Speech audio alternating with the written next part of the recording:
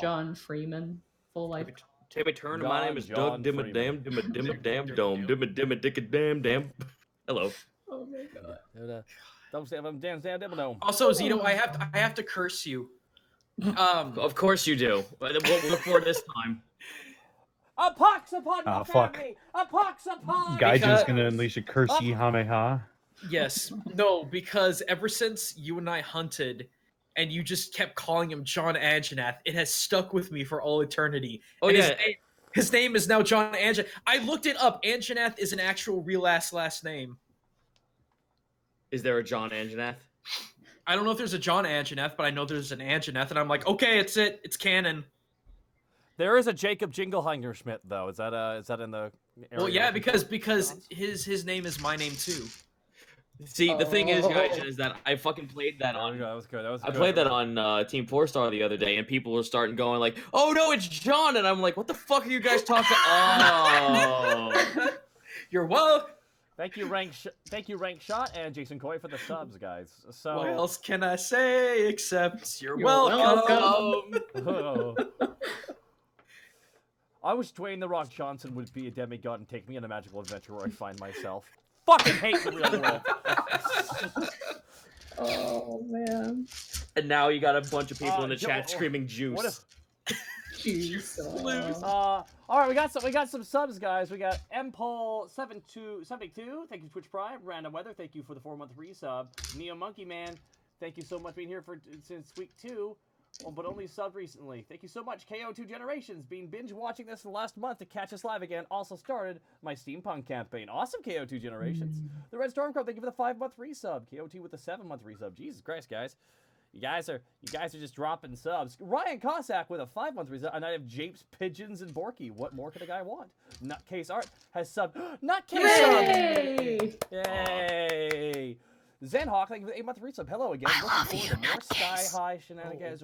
Whoa, that was really. Now I'm wearing my headset. That was. Yeah. Sorry, Nutcase drew me something today, so I'm a little like, ooh, Nutcase. Surthy, thank you for the $5 sub. My God. Oh, Rook Alec with. Oh my God, how many bits is that? For 1,300 bits. Thank you so much, Rook Alec. Bits for the Sky Pirate shenanigans. Alrighty, guys, let's real fast here, guys. We want to give a big shout out to all those who have been kind enough to support the Unexpectables and allow us to do this for the amount of time that we do this. Big shout out to all those on the podcast version of this. If this is left on there, thank you so much, everybody, and thank you so much for picking everything up. We can say that we have we're hitting 15,000 monthly downloads for 15,000? 15,000. Holy shit, guys! Talk to brands. We got to get to 20,000, then we qualify. Riku9619, thank you for the $5 sub. Now, guys, we got to do some quick shout outs here, real quick. We got to shout out all of our individual streams because that's how we got to shill. So we'll start with Gaijin Guba. Wow, what does that mean there, Taka? Nothing. That doesn't mean we're all gonna do it. I just want you to start. Okay. Big chilly shout out to myself because I've been playing Monster Hunter for the last 2 weeks, and my good friends from Tokyo, Tomo and Hutch, have been here for the last week. They leave on the 12th. I will be very sad, and it has been oodles of fun yakking it up with 4 people playing Monster Hunter. Yeah. Honest, real fast. Honest the Onyx with a 10,000 bit drop. Wow, Honesty Onyx, thank you so much. Big shout out to Honesty Onyx for that. Holy crap. Night Reaper with 200 and change as well. And Joker18, thank you as well for the 600 bits. And where can they find that, guys? You can find that here on Twitch. Just look for Gaijin Kumba, no H. And you can find me literally everywhere else online with that same name. Oh, wow. Okay. TTA Dakota, thank you so much for the 500 bits as well. Appreciate that. What? Sorry, I'm trying to keep up with the stream right now. I'm looking at the stream. Bits are being dropped, and people are invest in stream labels so you don't have to rush it. Jesus, I'm gonna need to here. All right, I gotta learn a new skill again, guys. Great. Zodiac Theory, thank you for the 500 bits and change. I know, Nadine, it's gonna be a. Anytime the words Kurt has to learn something comes up, I'm like, I'll just grab the popcorn right now. Hey, you know, where's Streamlabs? Oh, I'm not here right now. Go find yourself. Bye. Zodiac Theory, thank you for the 500 bits and change. First time donating to the stream. Keep up the good work, you guys. Campaign is the best. Avery Manley Muppet, 1,000 bits and change. Thank you so much. Jason Coy, watching you guys, 1,000 bits. Watching you guys for the first time after watching every episode in the last few weeks. You guys are great. And Monty is an awesome DM. Nosorg, 500. Also, first time to catch on stream. Definitely worth waking up at 4 a.m. for it. And Overlord Darkmoon, thank you for the 2-month resub. Necro Drake, thank you for the 6-month resub. Give me a Poroplox, thank you for the $25. So Taka, have you ever My imagined goodness. yourself as an auctioneer? Yes. Don't say the name of the Dixon Dildo. Soul American! So, Did you sneak a Doug's I think Dimmadome in there? Fuck yeah, I did. Dog said, well, Dimmadome. Yeah, Hog Lord, thank you for the 2-month resub. Are the Gothraki still a thing in 5e? Anyways, the show keeps me from descending into madness. Dark, we'll talk later, Hugs Lords. Woo! All right, real fast. We're gonna keep off slow mode real fast. If it gets bad, we'll put on slow mode. But 500 bits from Portal Jumper. Good evening. Thank you all. We'll get into the game real fast. Yeah, this one might Good be evening to you all. interesting. Don't let Snake break his demon daughter's heart, or I will cry big boo-hoo tears. From Portal Jumper 339 and Zephora Skyplate. First time seeing your stream, so take my bits. Love the Unexpectables so much. Quickly, who else will on a shell? Who else want to show? Okay, quickly, go Zito. You're moving, but Zito. Zito. All right, so I am moving, yes. But here's the fun fact is that, so you know how my internet's been out for an entire month? Well, I have neighbors upstairs who like to stomp around a lot for various reasons I don't think I should explain online. But what happened is that they knocked around so hard last Sunday that they actually knocked the internet back in place. So Wow. it was Hooray. literally their fault. I was out of the internet and lost a month's worth of income. So thank God I'm moving. I'm going to be moving into my new place on Friday, and Saturday I'm having my other internet installed there. So I'm praying to God that my shit will get itself together on Sunday. You can find me at twitch.tv/Zito. Is this the first time that Cotton Eye Joe has ever actually benefited the internet? Because I'm assuming they were doing Cotton Eye Wow, Joe. that's racist. That's not racist. It's a fun song. True. Isn't it? Excellent. Look, where'd you come from? Where'd you Take go? my money. Where'd you come from? Cotton Eye Joe. Did you ever never go to a dance ever? Primordial King. I will say- I've gone to shindigs and hootenannies. Little Legend, thank you for the Twitch Prime Bye. sub. 500 bits from Gaia Green. Gonna run the dog zone as a one shot with Don't my even friends. try, guys. My Frogmore, my 500 high bits. school prom, when that hit the DJ booth, it got real. That's all I'm saying. Okay. Frogmore, Snake. thank you for the $5 Snake. sub. Oh. Discordic 500 bits. Thank my You bits. should- Bromad you the should chill Nomad, next. $5 sub. Thank you. Okay, it's me, your buddy Snake, and still your goatest of all time at Jackbox Party Pack Oh champion. my god. Do it. Just do it. Just get it out of the way. Twitter at CNL Snake, Twitch CNL Snake with a 3 instead of an E. Yeehaw! Blackleg Sanji with 26,000 bits. Ooh. Hey Kurt, it's here. Love you, dude, and everyone here. So I hope you guys love this donation, and I want to hear the Bit song from each of you. But Zito has to do it in Mr. Dink's voice, and Taka is Alucard, and Senile and Loki. I don't think we're gonna have time Okay. for that. I'm so We're not gonna. sorry. We're not. We're, Fuck we're, off. we are. That we are sounds not way too expensive for my blood. Blackleg Sanji. You're gonna have to hit us up individually for that. Yeah, I no think- offense. I don't really want to sing that song. Oh, hey, my emote got approved. Yeehaw! Yay! Congratulations and 600 bits from Rotox. Thank you so much. Been watching since the beginning. Thank you so much. Real fast, quick. Blackleg Sanji. All hail the new bit boss. Thank you so much for the bit drop. Thank you, dude. I have no idea what to say. I will come back on at another time, and I will sing those bit bitch song for you over on my personal stream. Sound good, dude? All right, cool. Lots of bits. Oh, here we go. Okay, we gotta get going. Yeah, here. no, There's so we're many bits. already- Thank you so much, everybody. Unfortunately, we have something to do, so it's appreciated, but we can't stop every single time. Yeah, we love you guys. Exactly. Alrighty, let's get right into it. All right. You guys ready to go? Yeah. Yep. Real fast. Don't forget to check out Monty Glue. She's doing fan art streams Fan as art. well. You always say fan art. Sorry, just Fan people are fans. She of your does art. art commissions. Yeah. go. There I'm we having go. a blast with it too. I've been Ugh. having a lot of fun. Alrighty. Speaking of fun, When last we left our heroes, Captain Bladefoot Jr., the Kobold Ranger, Borky, the top deck champion, Greckles, the ship engineer, and Panic, the dad, the party was kidnapped by Bladefoot pirates alongside of the Opera House actors. The pirate captain, Captain Bladefoot, kidnapped the opera company to appease a storm giant he had wronged. While in their capture, Borky rekindled with Starlight after a championship battle in the ship's top deck. Panic discovered Scarlet, a lost tiefling child who mistook the transformed tiefling for her father. Greckles made himself comfortable around the engineering crew and learned more about the magical engine of the ship, and Tusk met with the other children adopted by Captain Bladefoot. Now sailing over the wide ocean, the party makes way eastward, the sun rising in the dawn. So you guys are split up right now. Yep. Yes, we are. I might do a little bit of a fast thing. Is there anything immediately that anybody wants to do? Yes. Well, now that you said that, Okay. well, now Everyone get through the door at once, why don't they? that you've said that intro, now I have to do this.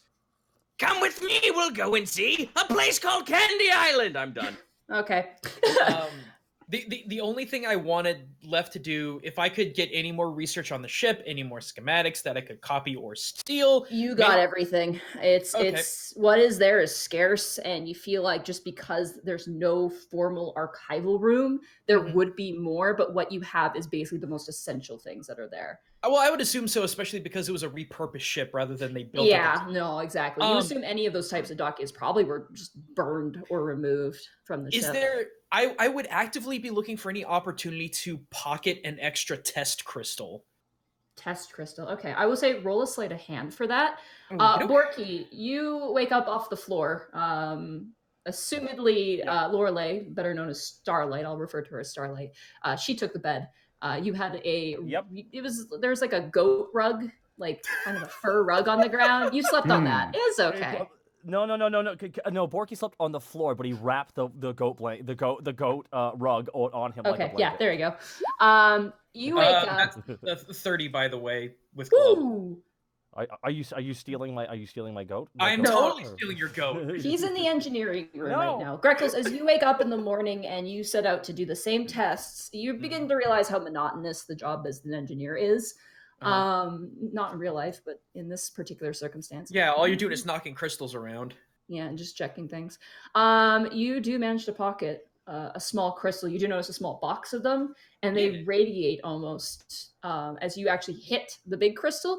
It almost echoes into that. My pin just fell apart. Not me this time. Yes. No. Oh wow! It just fell the hell apart. How does it feel? Oh my god. Sorry. Oh my god! Wow! How does it feel, Austin? Sorry, it's the hurt talking. A little spicy. Johnny Cash is hurt intensely. Wow, I'll have to look for it later. I picked up my pin and it literally exploded. Oh wow. Okay. Sorry. New pin +1 crystal. Yep. I'm just imagining Goomba just pointing at Monty now. Who is this sassy child in anger? Yeah. Just Sorry. pointing with his bits. And you continue your work in the engineering room. Borky, as you wake up in your room, your really nice lavish room that you got to sleep in thanks to Pitch, 2 guards do come in and they collect you and Starlight and escort you back to the actual brig. And as you're leaving, Pitch is like, "That's all I can," and he tosses his hair, "do for you, my good friend. I'll hit you up next time, but for now, the captain needs you for your intended performance." Oh, okay. Well, thank you so much, Mr. Pitch, and if I survive this, please don't hesitate to check out the Sweet Dragon. The sweet what? Oh, Google it. Through your scrying stone, Google it. What is this weird orcish? Scrying stone, Google search is to it. search. There you go. Work. Scrying foo. Well, take care, my friend, and hello. And Starlet just like gives him like the most angry, gritty look, and he just kind of like, huh, okay, and just steps away as you are both taken. They're not very nice with you. They grab your forearm. Scarlet, they actually grab both of her arms, probably because she's a spellcaster, and they escort you back into the brig. They just toss you in. Tusk, you wake up and you see Scarlet standing up and kind of peeking out of the door. You guys slept in basically a janitor's closet for the night and kind of rolled up rope and a few linens and empty sacks of what you assume used to be food. And she kind of turns to you and she goes, "Shh, we don't want to be seen by the captain today, okay?" Fine by me. You got what you needed, right? I did. And then some. What are you going to use it for? For fun. Okay, but don't shoot anyone important, okay? Who's important? Like the captain or any of his men? Do you actually hold them in high regard? The captain? Yeah. I mean, he has the others like they're his kids, and I saw that picture last night. He's probably putting a hole in his heart where we're standing. yeah. He doesn't talk about it. He likes to pretend it didn't happen. That won't come back to bite him in the ass, I'm sure of it. She shrugs. But he did take me when my mom needed him, so I have to be a little thankful, I guess. That's fair. Come on, let's go get some food. She opens up the door and she kind of gestures for you to follow. Yep, and follow. And I'm also going to take note of the fact that she kept up with that conversation. Mm-hmm. This kid knows what's up. All right. Panic. You wake up to a large orc with a big, disgusting beard shoving you in your hammock. Oi! What? You're not seeing the light, boy. It's time to get up. That needs a swabbing. And he just like shoves a mop in your hand as you're still lying in the bed. Like he just swings it over. Just clack! It hits your chest. Oh. Okay. I'm up. You manage to crawl out of the bed. Just it's shaky. Your back hurts a little bit. It's not what you're used to. The orc at this point is just gone. He's left, and you see a few other what looks like maybe newer pirates, like just like blearily getting up, and they're all kind of trudging up to the main deck.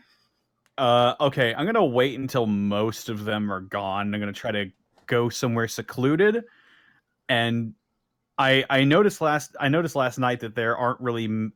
Were there no tieflings, or were there not many tieflings? You didn't see tieflings, but you do know there's a lot of people on this ship. There's probably some, but you don't know. If there are some, they're probably pretty scarce. Okay, well, if that's the case, they're probably they might be like a tight-knit group. So I'm gonna go ahead and I'm gonna use my disguise kit. Okay. To disguise myself as a human. All right, roll disguise kit. Just gotta open it here real quick.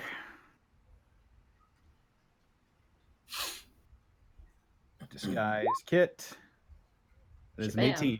18. Okay, let me roll here. Okay, yeah. You managed to. You kind of do Ange 2.0, where you're a little less. It's a little easier because you're not trying to be, a woman and also, a human woman and appeasing a giant creature. A little less stress, so you apply very carefully, and yeah, you look like a human. Yeah, and thaumaturgy on the eyes as well. You don't make a very good looking human, but you're making it work. Yeah. All right. Yeah. Yup. There you go. So he gave a tiefling a broom or a mop, but I'm no longer a tiefling, so I'm gonna shun my duties, and I'm going to. While I was walking around last night, did I notice anything like a library or anything? Not really. That doesn't really. You assume there is a library. It's probably the captain's quarters, if even that. But even while you were in there, you didn't notice a whole lot of books that would work as a library. More just like expensive books. Which even holding that thing in your hand, the book that you got, you can tell it's probably worth some money. At least it's a certain caliber of money for a collector of some kind. You could search if you want to do an investigation check. Sure. 10. 10. You search up and down, and you go up to the deck, and you actually even ask a few pirates, just like, "Hey, do we have a library?" And they are just like, like, we have no idea. I want you to roll a perception check though as you're talking. Okay. Another 10.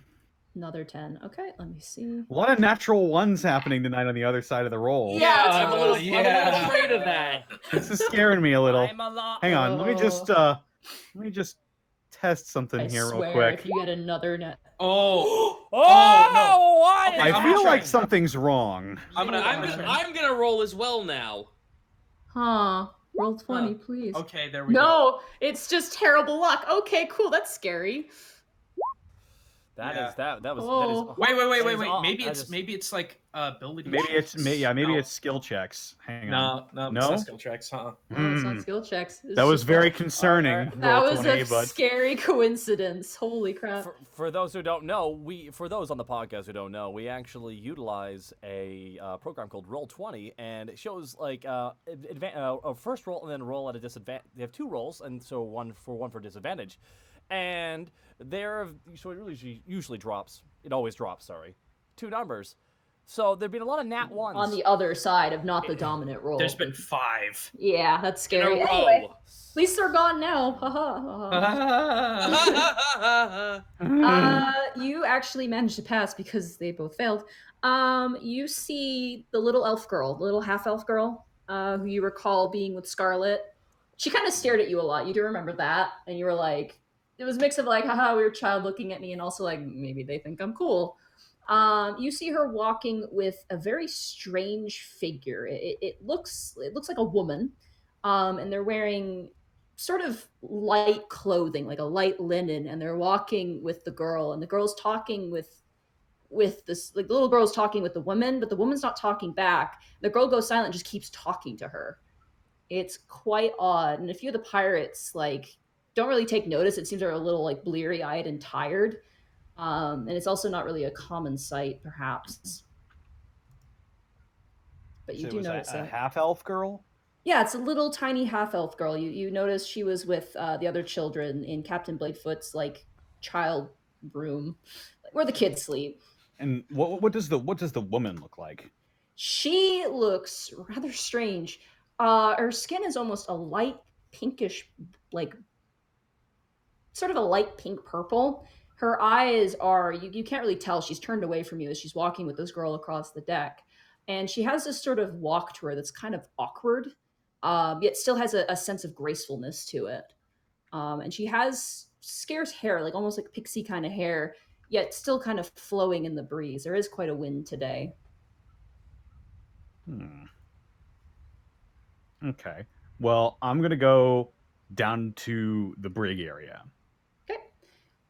So you leave and you go down to the brig area. Greckles, Mm-hmm. you're down in the engine room. Gong, gong. I want you to roll an intelligence check for me. Okie dokie. With advantage because of your stuff. Oh, that's a big 5. That's a big 5. You're hitting it like gong, gong, gong. There's suddenly a patch of color that sticks out from the rest. A deep, deep blue. Almost like a spot on the crystal, and it fades away. On the crystal I have in my hand, or the core crystal? The core crystal you are testing out right now, the one that actually checks the engine. Right, core crystal, deep blue. And it's just like you said it was a rich deep blue? Yeah, it's really standing out. You've never seen it before. And it's just a quick flash. It's as the wave of your vibration goes over it, it appears and disappears. Almost like, like a submarine where it's like, bloom, Yeah. bloom. It's like something picking up on that, almost. Ooh. And is it doing it consistently? Do you tap it again? Yes. You tap it again, it's there again. Ooh. Who all is in the room with me?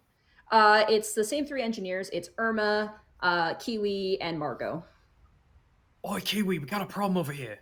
Oh, wait, what is it, Fletch? Have a look at this. Gong. He hobbles over with his little tiny feet, or he's got big feet. He walks over, and he tests it out with his tiny hand. Gong, and it waves over. That's an anomaly, that is. Hey, see that? Irma! And the gnome walks over and stares up. Well, hit it. Jong. She stares at it and she holds her chin. What we make of it, Irma? That's an anomaly, all right. But what's causing it? It's small, whatever it is. Should we go check the core?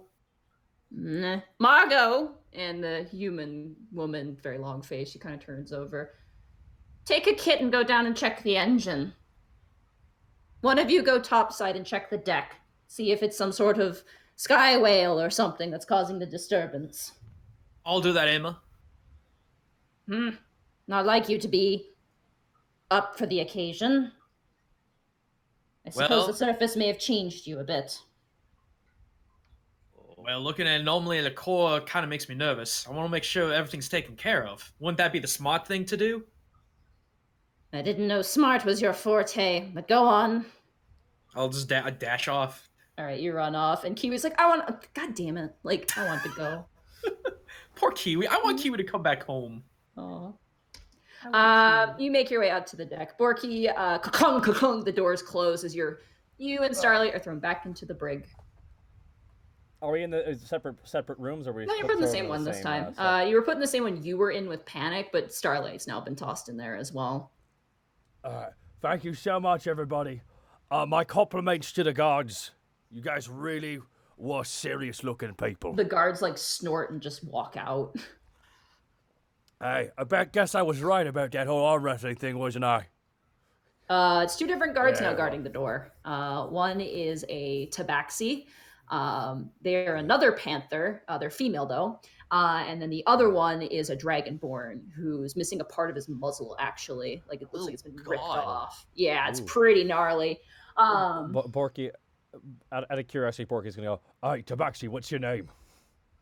I got a bet going with a friend about your My name. name is Tiddlewinks.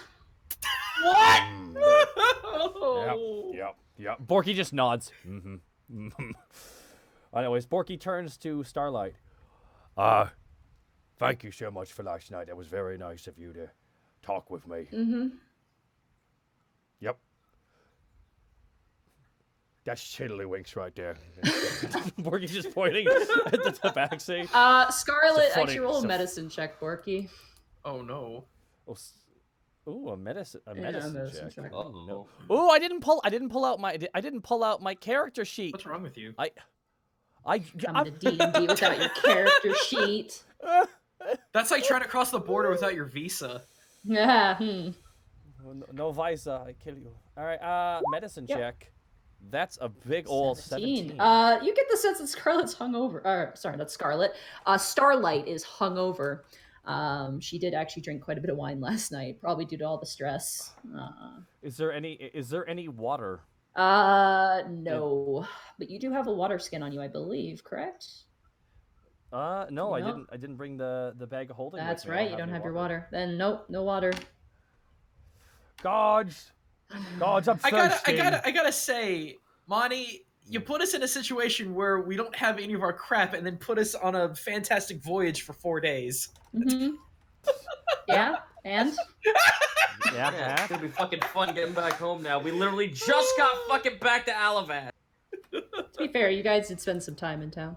Yeah, we did. Guys, I hope the One Piece was friendship the whole time. You fucking assholes. All right, but Borky calls out to the Tiddlywinks, could I get a drink of water? It's Tiddlewinks. No, not Tiddlywinks. Get it straight, Tiddlewinks. motherfucker. Tiddlywinks was my sorry. mother. All right. I'm sorry, daughter of Tiddlywinks. Could I get some water though? Yeah, sure. She like sighs and walks off, and the Dragonborn just turns, like a really creepy like camera just turns and just stares at you. So what happened? Did you lose? Did you lose? Borky points to his face. Oh my god. Did you lose? Did you lose? He just stares. He doesn't say anything. I need you to roll a wisdom saving throw. Oh no! Good luck. 14. You get a little scared. This is It's Bor- it's a really unsettling like 1,000-yard stare. So I just imagine one of those like hyper realistic like fucking drawings that are done in Death Note. The And just eyes the are Borky with like blood, like they're creepy. His eyes in particular, and the whole menagerie And- of pain about him. Eventually, Tiddlewinks. Sorry, See, now you're doing it. I know. Daughter of Wow, Tiddlywinks Daughter of Tiddlywinks. returns with a pitcher, and she's like, "All right, come here and drink." All right, Starlight, come here and drink. You're hungover. No, I'm not. Okay, yes, I am. She walks up and she Come on, just Borky's just come on, just don't even with me. Come on. she drinks from the ladle and she hands it back, and the guard is like, "All right, now be quiet," and she goes back to her post. I will not promise. Borky goes and sits down. Greckles, as you're walking in panic, you wanted to go to the hull of the ship, you said? Yeah. I wanted to go to the brig actually. The brig, okay. You wander to the brig, and you see two guards now. You see the same guards. You see a Tabaxi Panther woman, and you see a really mangled-looking Dragonborn. And she sees you approach, and she kind of puts up her hand, and she goes, "What do you need?" Oh, hello, just mopping the floors. We'll mop them over there. We don't need it over here. I just tomb. I just imagine Panic scrubbing the floors like "Welcome to America," Oh my god. with just rubbing the bucket against the ground. The wrong end of the broom. or I the do mop. have a bucket with me, don't I? Yeah, you do. You have the whole like it's easy to get. Okay, I'm gonna be like, oh well, if you insist, and I'm gonna bend down and I'm gonna like fake trip and knock over the bucket. The Tabaxi like Shite. roll a deception check really, really quick. Deception. 25. 25. All right. Real quick, can all the prisoners clap? Like something's been broken. No, you clap. Starlight is like, oh, no, stop. The Tabaxi turns and goes, "You bilge rat, useless waste of space. Clean that up right now." Powerful. Sorry about that, lass. Just let me. And he's gonna just sort of like just slowly just clean the floors, and he's gonna look over at Borky, give him a wink. Borky does the double thumbs up. Okay. So just gonna be humming, just Greckles, Yes. you make your way to the deck, and as you're going up the stairs, you kind of gliding your hand on the metal railing. Suddenly, you feel like the ship suddenly move side to side. And Panic, Borky, and Task, as you are walking with Scarlet, she's actually getting you food. She's currently at the moment sneaking into the kitchen and getting you food. You also feel a shake, and a potato on one of the barrels next to you falls onto the ground and rolls and hits your foot. Is this me? Yeah, we're at you now. Oh, okay. Yep. You are currently in what looks like a pantry. You guys crawled in through a porthole on the outside, and you watch as Scarlet quickly like rushes back in, and she's got a few sweet rolls, and she just dumps them out on the floor. And she goes, "Did you feel that?" Oh, that bitch better save me one. Yeah, was that normal? Well, I mean, the ship goes fast. Sometimes there's some bumps if it's windy. I guess it's kind of windy today. I got you sweet rolls. I got you a blueberry one, and I got a cranberry one, and this one's mine. And she grabs one that you don't really know what it is. And Is she there just enough pockets to it. ration out to all the other kids? That's a good idea. Yeah. I'll take the toll on that one. Okay. I'll jump back in, just grab some shit that the kids can eat. Okay. Roll a stealth check. 21. Nice. Let me roll for the chef real quick. Oh, 2. Yeah, he doesn't see you. He's like, I stole his hat. Yeah, you'll not. That would be a natural 20, my friend. Or sorry, but you do manage to get like an entire bag of sweet rolls. Like you get the entire like morning's breakfast, and like as you're on your way out, a guy's like, "What sweet roll, please?" And the chef turns out and says, "Oh, just out of sweet rolls," and he just like, "No." Fuck that guy. Yeah. Wow.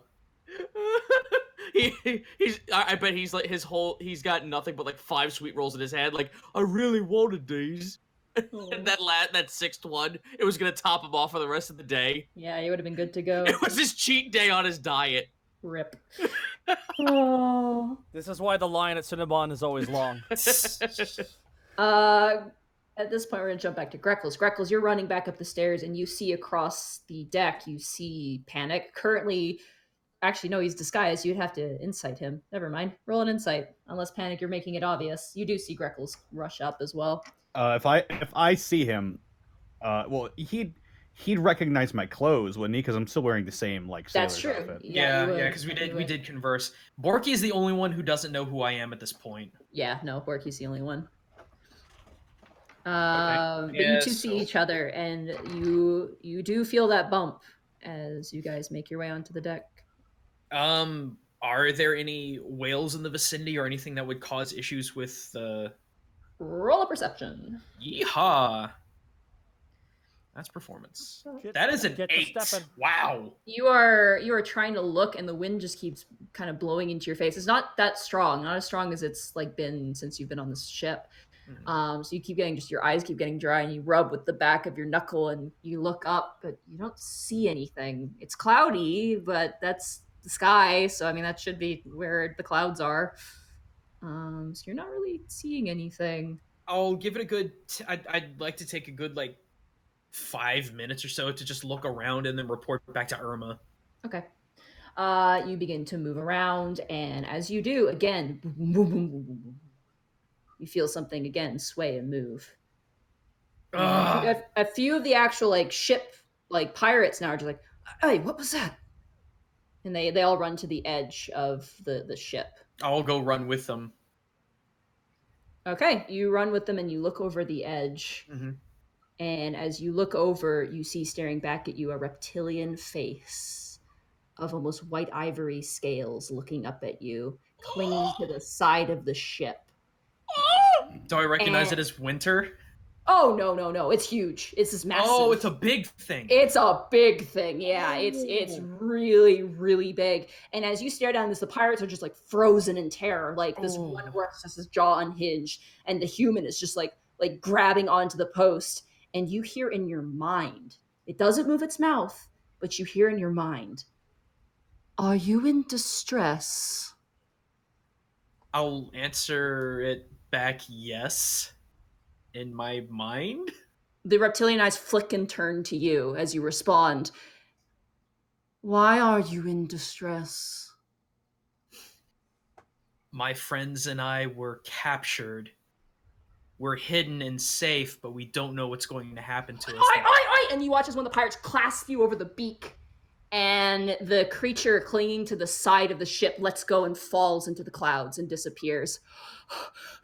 Oh, who are you? And he grabs you and he shoves you back onto your back. I didn't say that out loud. Oh, you had to for it to have heard you. Okay, because I thought we were doing mental talk. No, I thought you were speaking out loud. Sorry. No, I would never do that. I would never blow that. Yeah, I thought it was mental talk. too. That was shoot, supposed I'm to be mental. Sorry. Because you said in the beginning it spoke without moving its yeah, without mouth. moving its mouth. No. Well, shit. I have to retcon that now. That was a Sorry. mistake. That's okay. That was my fault. I completely misheard you. Okay, we'll rewind. I would just if it's just hanging out and if it's not like telekinetically speaking to me or anything like that, I would just run back to Irma. Okay. I will say that you do say that to it in the mental capacity, and it does drop and disappear. And the pirates do turn to you and they go, "What'd you do?" I don't know. What in the hell was that anyway? I don't know. I'm gonna go tell the captain. I gotta go find Irma. Okay. Panic, you were still mopping, correct? Yeah. Oh, the shit's right bubbling today. The tabaxi woman is just like, oh my god, the conditions I have to work in. She's not having a good time. You feel something hit your shoulder though. Oh, Panic. I look over at my shoulder. There's a monkey. Oh boy, this wait, session just got lit. Is it carrying around a gold piece engraved in a skull? Is he wearing no, a tie and a hat? No clothes. It is a sort of a tan monkey, and it stares at you, and you hear a voice in your mind go, "Are you distressed?"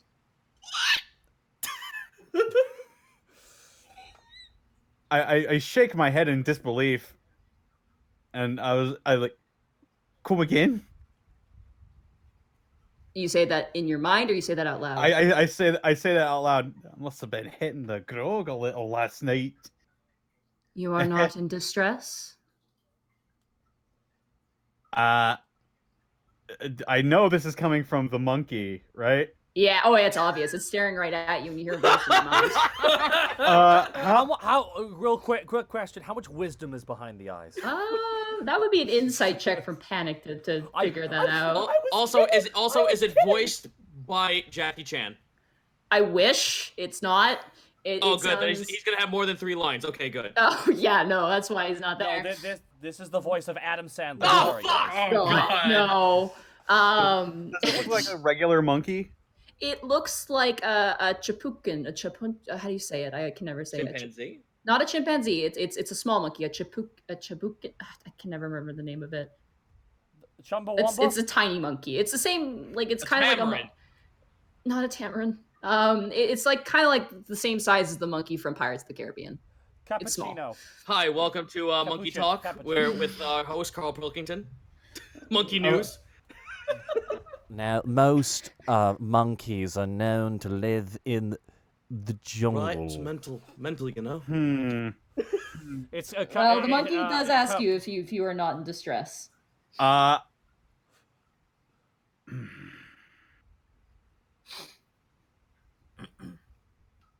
say in Infernal. Yes.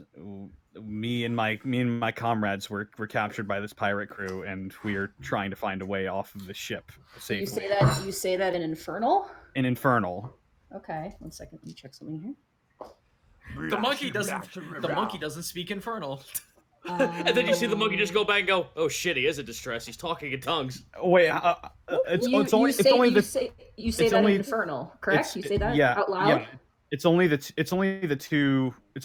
guards there, the Tabaxi and the Dragonborn, right? There's like a few other guards like cleaning, but you don't expect that they would know the language, and they don't even look up or even move. But the monkey does nod, and it jumps off of your shoulder. You kind of stagger a bit because it's got some weight to it. It runs to the edge of the ship and jumps off. What the fuck was that all about? Nice. You saw that, right? He says to the Tabaxi. Did Borky see the monkey jump off? No, it was a silent monkey, made not a single noise, but you did hear Panic talking, and the guards like turn over as you're saying, "Oh, did you see that?" What the fuck was that? I think you've been hitting the bottle a little too hard. Fucking monkey needs a parachute.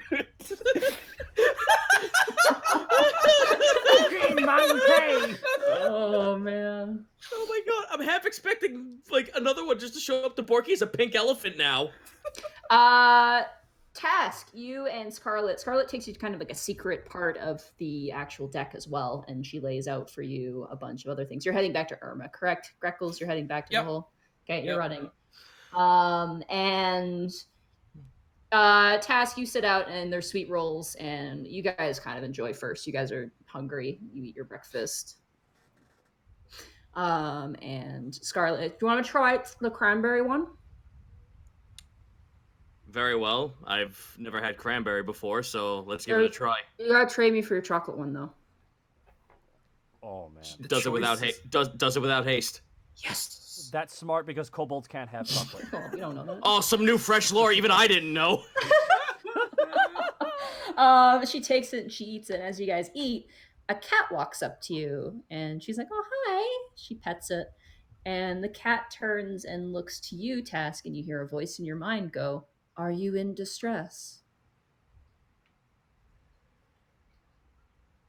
Task will not respond back to it verbally. Are you able to speak to me through my head? He says that mentally. Yes. Are you in distress? To some degree, yes. Please explain. My friends and wait a minute. Wait a damn second. Is this a trick? Do you say that in your mind? Yeah, no, Tass just like was about to explain, but then stares and leers at the cat. Who sent you? Stormbeard.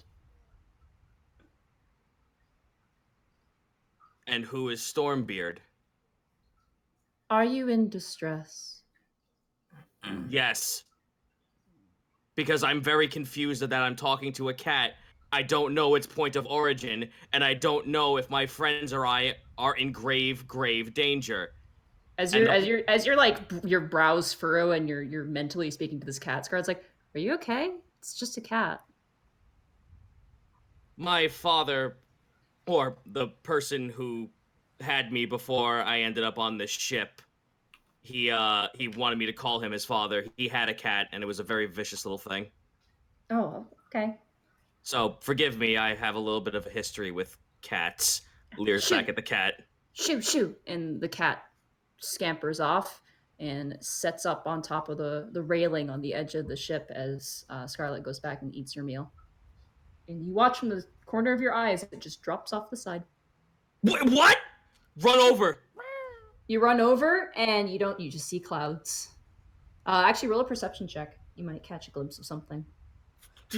See, the fucked up thing is that I've been playing with actual dice for the longest time. I actually looked around me to find real dice to roll. Oh no, sorry. Perception? Yeah, perception. 19. You see a tail, a long tail, lizard-like, disappear into the cloud. It rushes the clouds away and then is out of sight as the ship moves forward. And then once again, you feel as the ship echoes again. Rolling a... What would it be, a history check to discern what the fuck I just saw? Let's say, what would this fall under? Let's say knowledge religion. Oh, jeez. 14. 14? Let me roll here. The only other thing you could discern, there's many things that this could be. It's definitely not a dragon. You know it's not a dragon. You don't know what it is, though. But you know it's not a dragon. But it is reptilian. That tail was reptilian. You were 100% certain.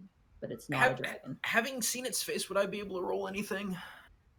I mean, you saw just the head. You didn't see much else. Okay. You could roll knowledge religion, but I'd say with disadvantage because you didn't see the whole thing. Well, plus it's also a really weird... Yeah, it's a little bit of a weird experience. Where's religion? Religion, where are you? Okay. With disadvantage. Yeah, so that's 4. No idea. You're like, that was, I don't even know. Okay. You make your way back, and Irma is there, and they're all staring now at all of the engineers at this point, with Kiwi and Irma, because Margot's in the engine room. I want to do a thing. Okay, they are looking intently at one of these crystals at the moment, and they're hitting it. What do you want to do? I want to. Is there like a table or a large chair I could get underneath? No, there is not. It is a very cramped room. There's like crates, but they're not like ones you could step on top of. They have stuff in them. I want when I get in the door, I kind of want to get in a semi-fetal position and fake being terrified because apparently, according to Emma, I'm a giant coward. Okay. And it just be like, dragon. Roll a this would be deception. You're deceiving. Roll a deception check because you're pretending to be someone else. 16. Okay, I'm gonna roll for Irma. Yep, there it is. She looks at you carrying beneath the chair. Knew it wouldn't last. What was this about a dragon? I think there's a dragon out there. Some of the other boys saw him. What did this dragon look like? What color was it? Whitish. I don't know. White. She looks at Kiwi, and Kiwi's like, with his tiny little arms and shrugs, they just kind of stick out a little bit out of the side. Kiwi, my mate, you gotta believe me. It was just this giant lizard dragon thing. I believe you, Fletch. It's just white dragons ain't coming this far west. They come from the north. What'd be a white dragon be doing over? And as he says that, boom, the ship moves and jolts side to side. Borky, I want you to roll a reflex save. Panic, I want you to roll a reflex save. And Task, you don't have to roll anything because you're sitting down. You're fine. But for those of you standing, everybody roll a dexterity saving throw. Sorry, not a reflex. Sweet roll. Roll a reflex save. Natural. My sweet roll. Oh boy, Panic. Borky with the Borky with Okay. Panic, you go right into that mop water. And your disguise begins to melt off. Oh Your no. face. I'm keeping that bucket on my head. Okay, you just instinctually just grab the Yes. bucket and just put it on your head. There's some gross, like, old dirt, like, that's slimy and, like, orange, and it's kind of, like, from the bucket being Orange? sitting. Yeah, it's an old bucket. It's gross and, like, slimy on the inside. Oh, There's you some got rust algae. water in there, Oh. dude. Yeah. Oh god. Oh. Ugh. That suddenly went dark. Sediment. Borky, you smash right into the bars. Your tusks like crack against the bars, and you steady yourself. And I'm gonna roll for Tiddlewinks and other guy. Ooh, other guy stumbles. Other guy stumbles, and Tiddlewinks grabs him and brings him up. And she goes, "What the bloody hell is that?" And then you begin to hear screaming on the whole of the ship. You begin to hear shouts and yells. Tass, you hear it from a distance, and Scarlet just shoots up, and she goes, "I think we're under attack." And By who? I don't know, maybe sky sharks or something. Sky And she- sharks. What? grabs That's a your thing? Sky shark. She grabs your hand and she starts Sky going, sharks. "We gotta get inside. Let's go inside." Wait, Wait, no. better idea. Where's there an armory? Tass I has don't the bow. know. This isn't the time for that. I need to find my dad. I need to find my dad. And she grabs your shoulders and she lets go and she runs. Oh, god damn it. And I would like everybody to roll initiative. This is gonna be interesting. Whoa. And What? Everyone? Yeah, this is a non-combative. That's a 14 initiative for me. Give me 1 quick 14. second. I am Yeah, going for sure. to- 17 for me. 5. Oh god, but it's fight music. Give It's me intense one quick music. second. I'm gonna utilize the facility. Ow. Yeah, no, for sure. This is a good time to do it. So Greckles. Okay, and then who has the more dexterity? I'm assuming Tass, you have the higher dexterity. 5. Yeah, I'm gonna go Tass, Nest, Panic. Okay, and then poor Borky. Oh, it's okay. Bork didn't even get a magical animal to come talk to him. It's okay. You're in a jail cell, like, come on. A quarter-braided cockroach. Cocker. Stop. Colbert Colkich. Okay, Oh. Why I can't need to roll Panic- for a lot of people for this, and that dice just disappeared. There we go. Okay, that one goes. By the way, Monty, I'm kidding. It's all good. I No, still it's think okay. you're right. I can murder. It's possible. I'm just joking. I'm not going to. No! No! Oh no! So It's Raver's big brother, Big Raver. This- He's got 4 this arms. this isn't meant to be metagaming. I just think it's interesting to mention out of character. Storm giants are typically not evil. So this is going to be interesting. Typically. Da, da, da. That's why I said it's going to be interesting one way or another. Either Yeah. we're helping the evil people, or I suddenly good boys I- bad. Joke's on you. I- It's evil Jerry Flump back from the grave. He wants revenge. Oh We're Jesus! not gonna get enough scream time. he's gonna say goodbye. Yeah. Goodbye. Oh no, Jerry, no. Like five pitch ones down. Goodbye. When we have Snake back, we can begin. Oh.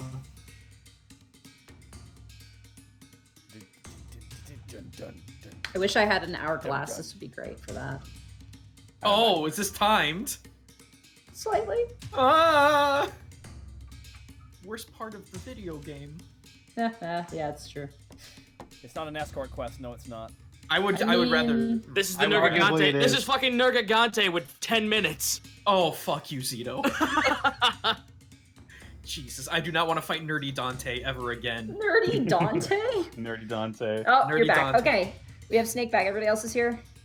Everyone else Yeah. is ready to go? Alrighty, Gretel, actually, no, you're not at first. Uh-oh. The ship begins to crack and buckle, and as it shifts side to side, Irma immediately grabs the crystal that's showing the signs. It is completely blue now. And she goes, "Something's shut down the engine." Oh, Kiwi. Let's go, Fletch! And he grabs you and you both run. I'm assuming you want to head towards the engine. Yeah. Okay. That ends your turn. Task, it is now your turn. You are on the opposite deck of the ship. In fact, I'm going to quickly draw out a diagram. I honestly should have drawn this up initially. I figured we could do this theater of the mind. I want to quickly just see what's over the side before running after Scarlet. Okay, roll a perception check with advantage. Hot dog! 25. 25. You see now, breaching out through the clouds. I'm just going to do this quickly as just a broad It's sort a of... sky aboleth. It is. It's not a Shut sky up. owl. You begin to see flying out winged serpents, large winged serpents, flying in a huge swarm in and out of the clouds. And you begin to see fire now, cannon fire, arrow fire, crossbow bolt fire, spells. One guy throws a bottle at one of them and misses completely. He just wants to be part of it. Money. And you see them. Are these the good boys from the east? I don't know. Okay. We'll find out. And you see these large winged serpents. They fly, and you watch one task as one runs out and like goes to aim and shoot a crossbow bolt. One of the serpents comes down with its mouth, grabs the guy by the back of his jacket, and just takes him off the ship. Oh. Just throws him over. Oh, And then it turns and looks to you, and it's kind of standing on both of its wings, moves towards you in a sort of gentle gait. A gentle what? Gaze? A gentle gaze, like a very, not like I'm gonna eat you, but like a, hey, how's it going sort of gaze. I assume you're what was speaking to me? I am. Come with me. As long as you can promise the kids don't get hurt.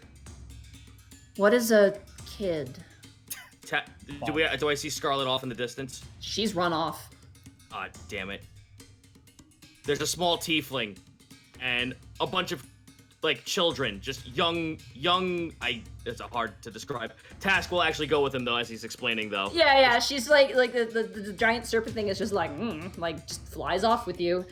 They wrap their tail around you, like kind of like a basket almost, like you're sitting kind of in a weird tight basket, and they just gently like lift you off, like ferry you off the ship.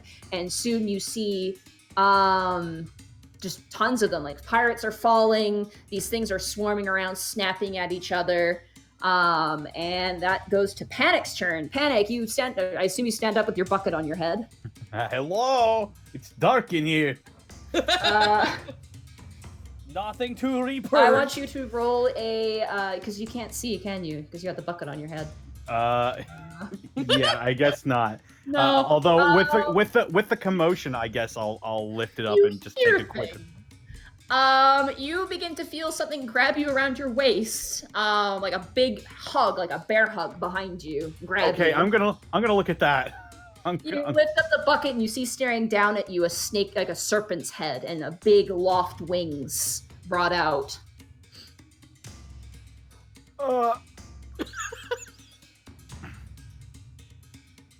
Hold on. And then they take off. And you are just Bye, grabbed Panic. and pulled. And Panic! Not this shit to go. Borky, you watch as your companion is grabbed by a snake and then basically dive bombs off the side of the ship. My God, I know we angered Hasra, but not this much. And that brings us to Borky. You watch as another one of these snake creatures falls down and just pounces on top of Tiddlewinks. And you hear screams and shout as she pulls out a dagger and tries to stab it, and her dagger just slides off the edge of this thing's armor, and it coils around her and then just beats its wing. The wings hit the side of the brig, like the wooden partition of the brig, and everyone just ducks and cowers in fear as it drags away. Tiddlywinks' like curved claws are dragging across the wooden floor like a cat not wanting to go into a box, and it just pulls her and rips her down past the side edge of the ship. Wow, and the that's terrifying.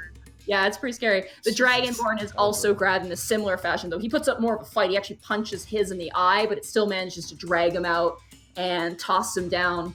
And then you see another one land, and it transforms. I'm glad they rolled first. And it transforms into a beautiful woman and steps into the brig and looks side to side and goes, "Are you in distress?" into your mind. Yes, there are a lot of snakes attacking us. We mean you, no harm. Oh, okay. Yeah, then I'm good. Okay, and I'm gonna have it roll a strength check. Okay, yeah, then we're good. Yeah, we're good. It transforms back into a snake. I'm gonna have it really quickly. Alrighty. It grabs the bars with one of its tail and just rips them off. So your door is now open. Borky moves to protect Starlight because Borky still doesn't know what Yeah, this is a bizarre scenario. Everything is crazy. You hear screams and shouts and bolts and fires and cannons are exploding out, and there's just mass confusion. And Scarlet, poor little Scarlet, runs on to the deck of the ship, and she's gonna try and look for you, Panic. But you are not around, and she cannot find you. That brings us back to their turn. Alrighty, I'll skip that. Greckles, it is now your turn. You are running with Kiwi down the corridor, and eventually you just turn around and you make it to the engine room, and you see probably hundreds of these winged snake creatures currently coiling around the giant crystal that powers the ship. And you can tell, just your ears are popping, that the altitude is lowering. The ship is coming down. Right. And you watch as poor Margot with the wrench is like, "Get off! Get off!" Like trying to get these things off. Do any of them speak to me? No, they are currently completely coiled around the engine room. Oh, and it was Margaret that was in there, you said? Margot. Yeah, Margot. Margot's in there. She's the long-faced, unassuming girl. Margot, get out of there! It's dangerous! The ship is falling! Kiwi, Fletch, the ship is falling! It's too late now. We have to go.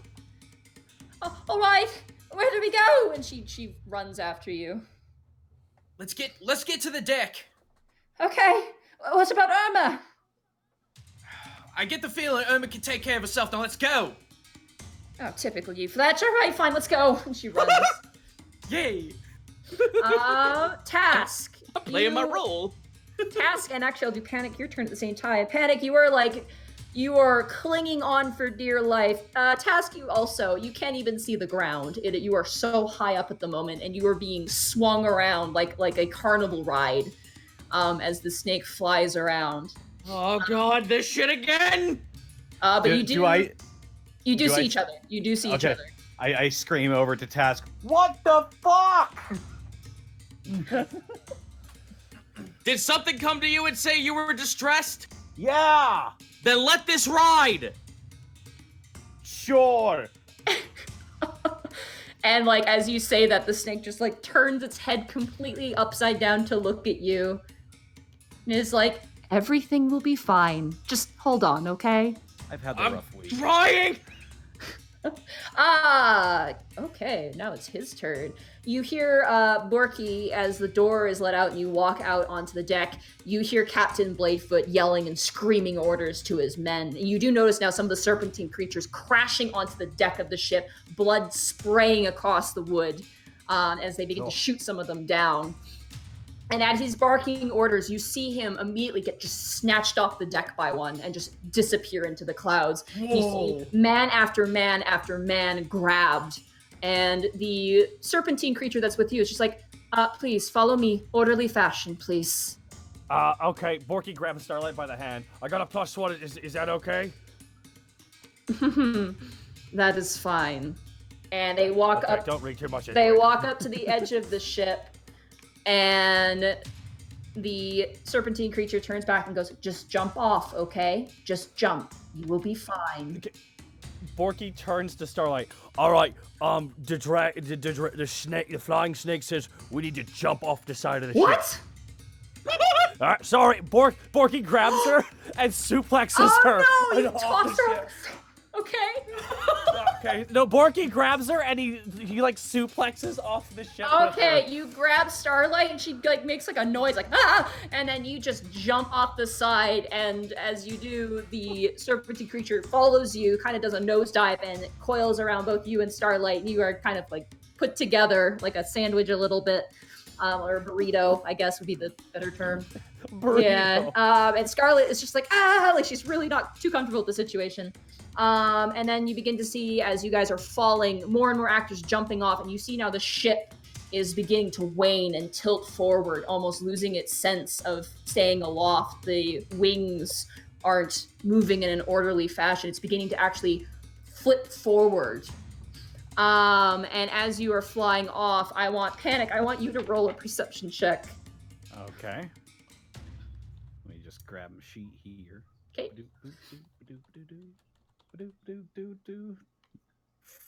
You're too calm for this, son. Yeah. That is a 7. A 7. Oh, you don't see it. Do I want... No one else can roll for this. I won't let it happen. You guys watch as the ship is just bombarded with these snake-like creatures. It's just coated and covered. They're ripping off pieces of the wood. They're destroying the hull.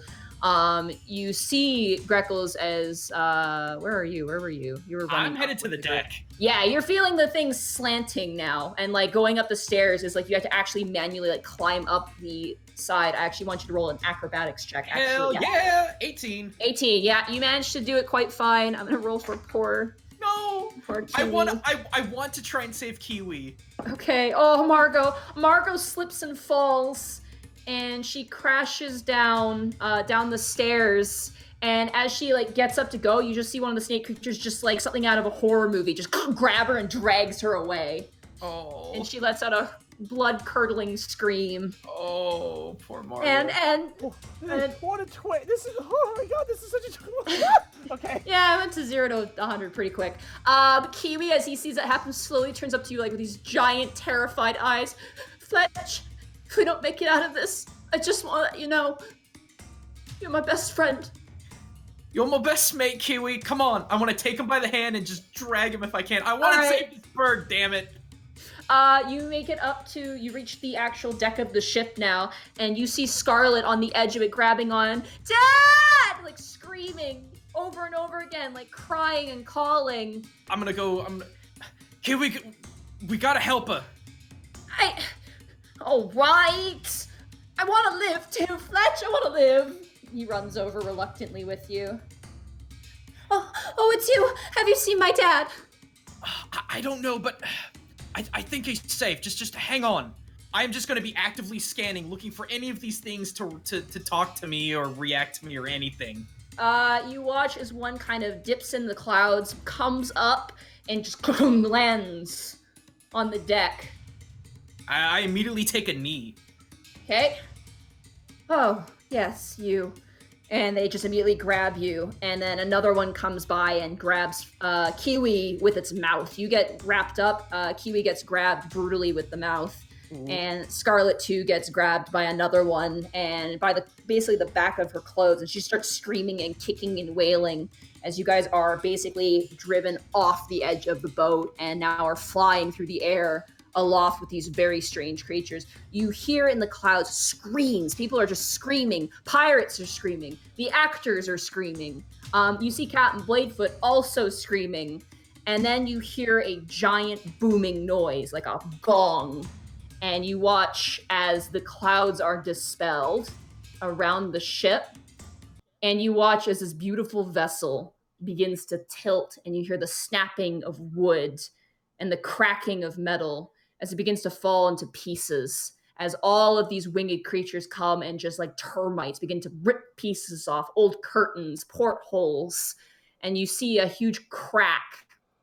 And Gretel, as you watch as that engine, that giant crystal, plummets out of the ship and crashes into the ocean. You see a flicker of arcane energy as the entire ship turns on its side and then plummets into the water. You hear a crack and snap, the sound of waves rushing over, and you feel a chill in the air as everyone watches in silence as the ship is brought down to the sea, destroyed. I'm gonna turn to my snake, and I'm gonna be like, "Did you get everyone off?" The snake looks up to Task Snake, and that snake looks up to another snake, and it just keeps going. It's like a weird game of you assume telephone. And the snake eventually turns back to you and goes, "The ones that matter." And they begin to fly with you. Oh no! And So you like guys are- all the actors and everyone in the cell, they're safe. The ones who have been brought into this mess are safe. Those not so innocent may have been lost. Oh damn! Oh boy, oh boy. I'm guessing. Where is Borky right now? You I'm just are currently curious. wrapped up with Scarlet, who is just like, "Oh, it's just a bad dream. Oh, it's just a bad dream." And your snake it's is fine, just don't your snake worry. is just flying you around. It's Is Borky still like back? Like he's still mid suplex with her? I'm guessing he's just lying on his back with just his arms wrapped around her. By the way, sorry for doing that, Starlight. I didn't know what to do, and if I don't know what to do, I just suplex the problem, and I feel like that worked out for us. Are you okay? I'm having a long week. I'm Oh, yeah. and your snake Borky that's got you and Starlight kind of leans down and kind of just looks you guys both over and then just goes back to flying. Like, okay, children are good. And just keeps flying. How's Kiwi doing in the snake mouth? He is screaming loudly. His little beak is right open. He's just like, ah! Like he's a mixture of terror and pain. You feel. Okay, but he's not being like eaten or anything. No, he's not being consumed. Okay. He's just kicking around and we freaking just out. calm down? He's just screaming. Sorry, that I'm was gonna a bit loud. I turn back to my snake. Children, did you get the children? What's a children? Oh no! Small, damn it. small people. You are all small people. Oh no! Very small people. Gnomes? Just give it up. Babies? Tiny ones. I don't recall. And they shake their head. They don't seem to understand. If they had shoulders, they'd shrug. Panic goes a little pale at that. What's a child? Oh no! He's just be like, just take us where you're taking us. And they begin to fly, and what feels like hours pass. You're very uncomfortable, especially you, Borky. Yeah, it gets a little awkward after a bit. This is the longest suplex I've ever done. I'm proud of you, Borky. Tell me again about the hag that you suplexed, for the third time. Oh, you see, it was like 10 miles high. I want to actually have Task talk to this thing for sure. while the time's going on. So obviously, I'm going to assume that whatever questions we have will be answered where we're going. But I'm more interested in knowing about, what you are and what's going on.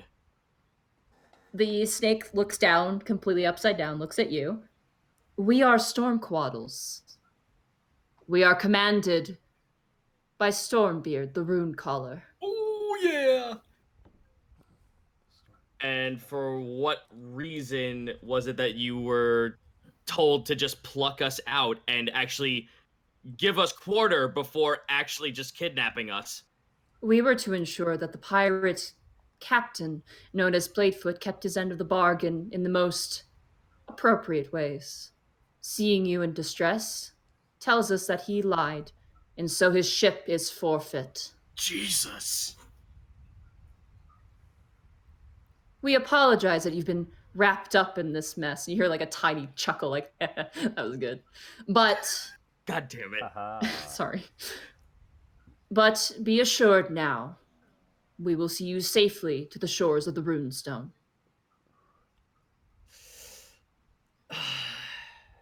I'm going to assume this has something to do with your master wanting a show, yes? Yeah.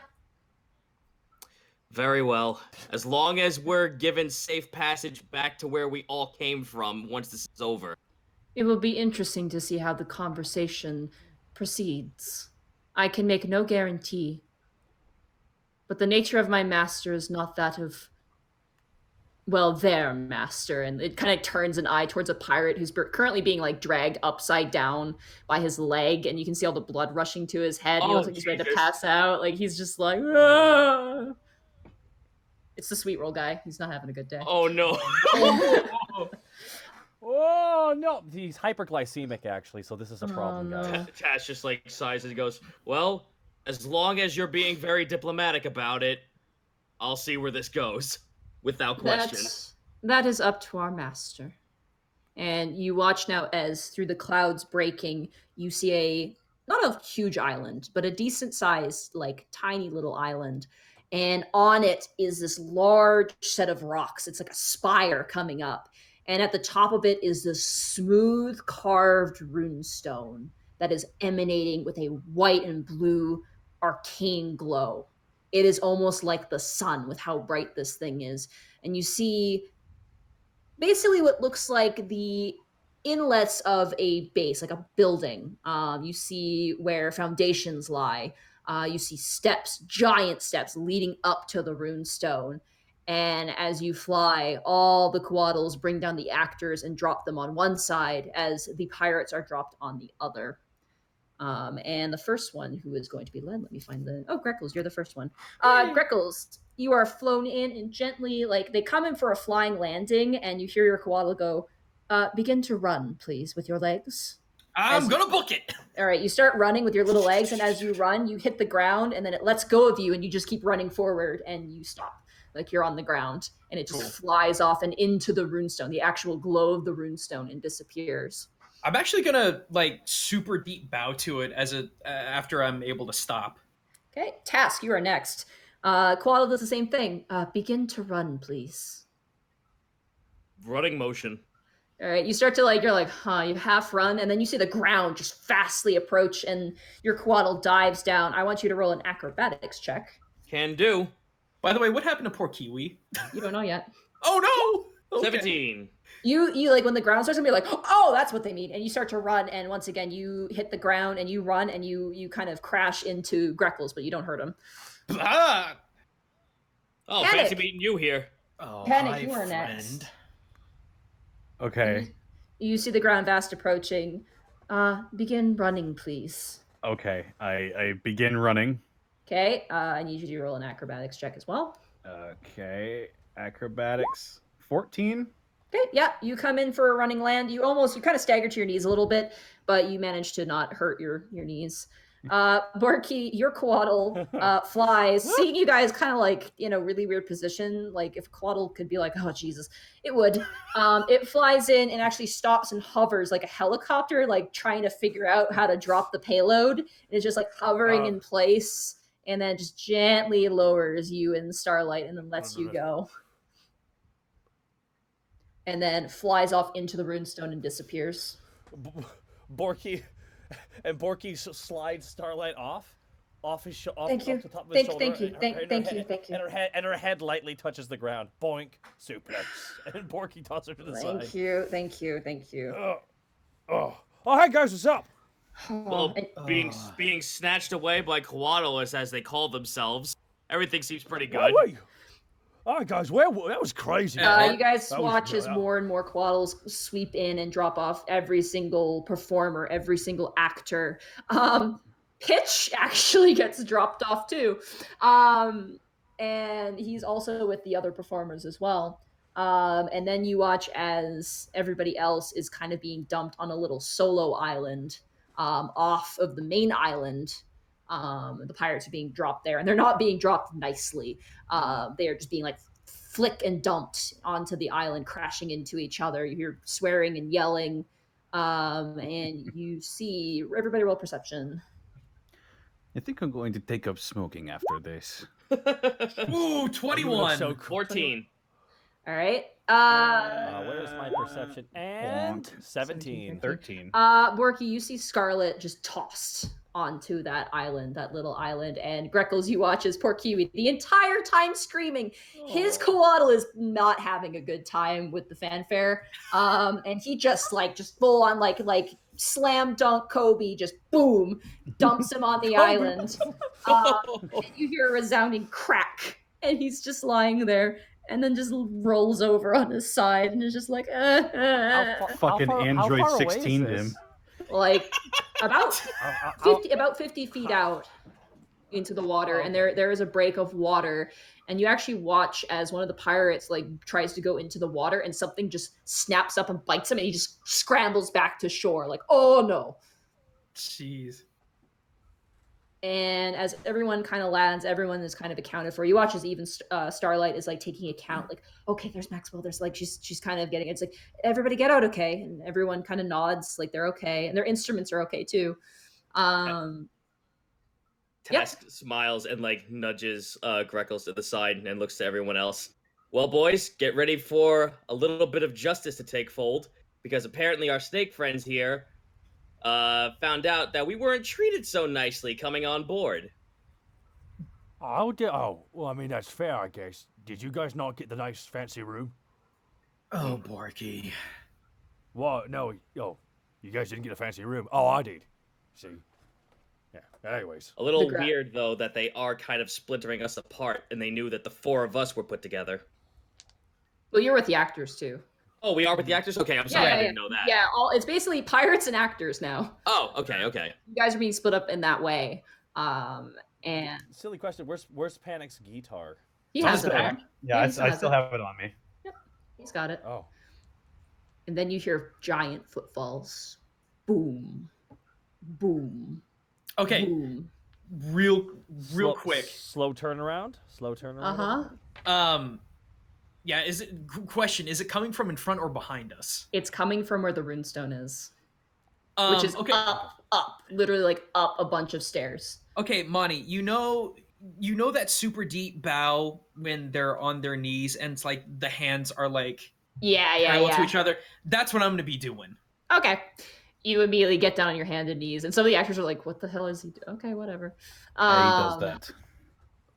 And you hear footfalls, heavy footsteps, boom, boom, and then you hear bells, church bells, like 5 or 6 of them ringing in unison, and you see rounding the corner of this giant peak a massive 25-foot tall giant with a large beard, and interwoven in the braids of the beard are church bells and seafaring bells. That's cool. Oh, that's cool. Dope.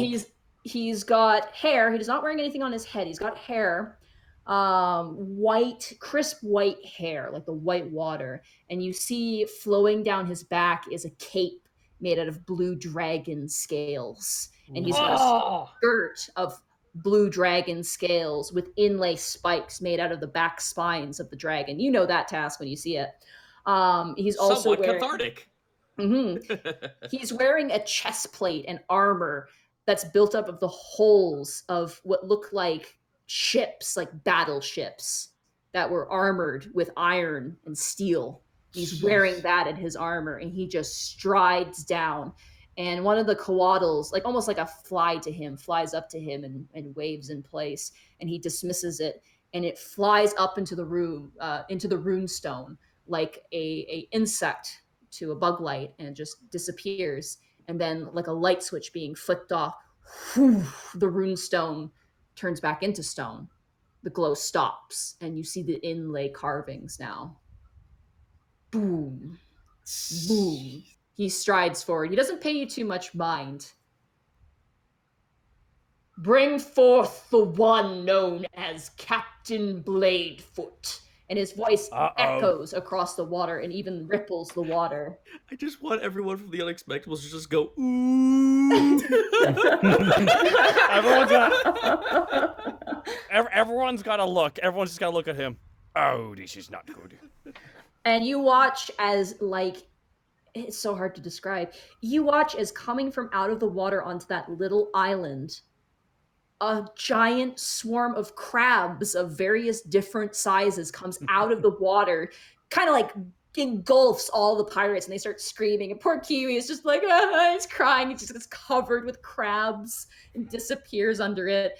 And then eventually the crabs kind of go over the entire group of pirates, go into the water, and they reemerge on your guys' island and conveyor belt and essentially dump Captain Bladefoot in front of the giant. Oh. All the crabs encircle him and begin to snip their claws in unison. Yeah. Dude, I can just see West Side Story crabs now. Yeah, and actually, Panic, as you're watching this, one of the crabs scuttles up to you and looks up to you with its little beady eye stalks. Oh. It just looks up at you. Magic. Roll an intelligence check Intelligence. There we with go. advantage. 20. Okay. This is the crab you took the knife from when you were visiting the Northlanders. Oh, hey. Oh no. How's it going, buddy? He snips up his snippers really high and like almost excitedly, like hooray! I kneel down and I put my fist out to claw bump him. Okay. Let me grab stats for my crab. Real quick here. You gotta roll a strength. Are you losing are you tranquilioing with the freaking crab? What is it? I know I had it tabbed before, but now Los of course. ingobernables. Okay, here we go. De Here ale vast. Vast. we go. Okay. Does a 17 hit you? Yes. Okay. Okay, this is not much damage. This is not going to hurt He you. gives you a wee pinch. Yeah, he gives you a wee pinch. You take 1 point of damage. Ow. I pinch. Ow. Ow. I want to pinch.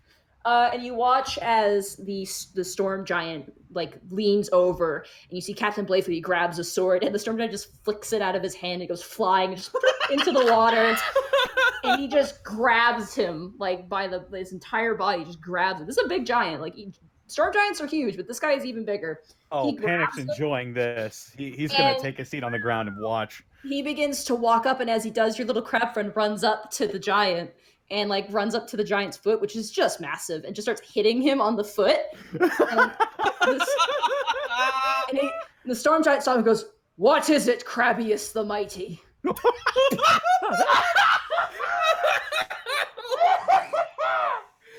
And the crab like waves its claws and then points a claw at you.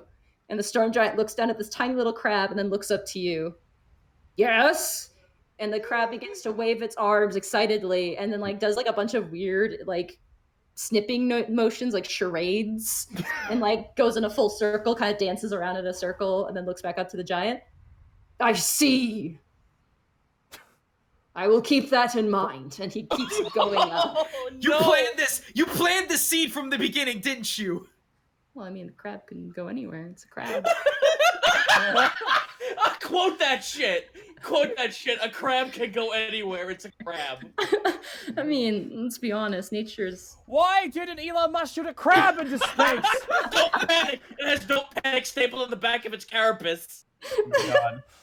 And as the storm giant just boom, boom, walks up the steps, Crabbius, as he's now known, skitters back to you and just like sits down on a rock next to you and just snips its like claws together, like kind of like a kid fidgeting at like a waiting room, like swinging its legs. Borky to Panic.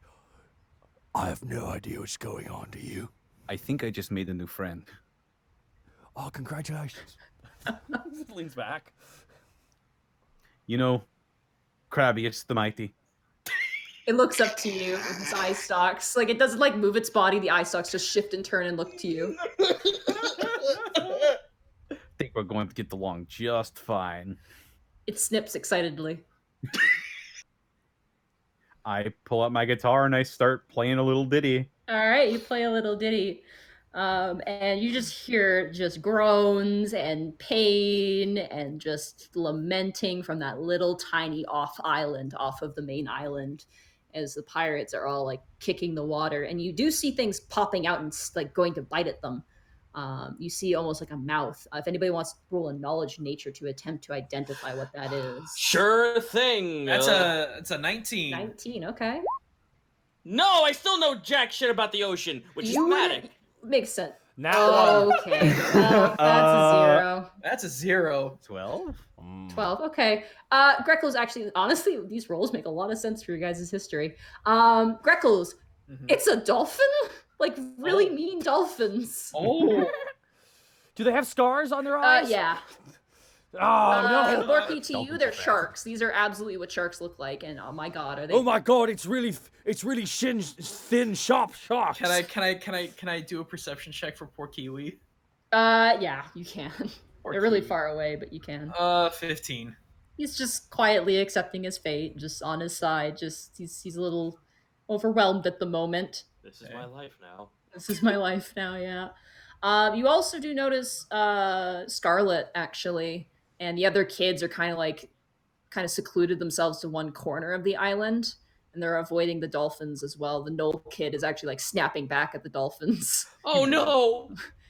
Like he's just snarling and biting while the rest of them are all kind of hugging no. each other. I wanted to go on the record. I tried to save Kiwi. I didn't abandon him. No, you tried, but he's a pirate. He's a pirate. I'm gonna turn to Crabius the Mighty, and I'm gonna say, "Hey, did you see a small girl look like me but red on that island over there?" His eye stalks go down and up, down and up, down and up, and you assume that means yes. Somehow. Could you talk to your crab buddies and maybe bring her here? He turns his claw and taps his carapace as if in thought, and looks back up to you.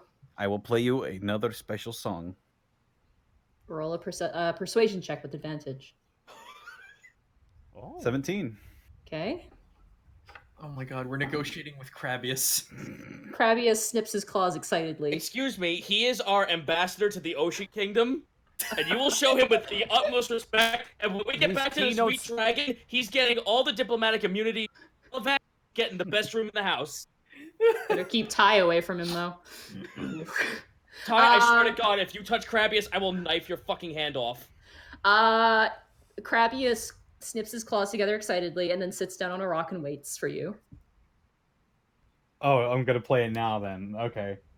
So, so Panic tunes his guitar because he imagines it's been mishandled. So yeah, he's gonna tune his guitar and he's gonna. I've got a big bag of crabs here.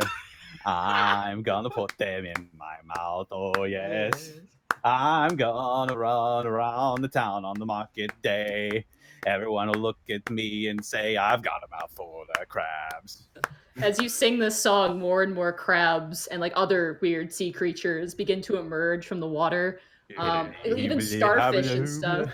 They begin to kind of come around you, and like giant crabs come out, and like there's one lobster that just shows up for some reason, but it's mostly crabs. And they all snip in enthusiasm, and then Crabius turns to them all and begins to snip back, and they all snip back, and there's some weird conversation going on. Cacophony of clacking. Yeah, there's like a lot of. And then Sounds like a knuckle server in here. Oh my god. The lobster snaps, and then all the crabs stop snapping and look to the lobster, and the lobster just slowly stops snapping its claws and backs off.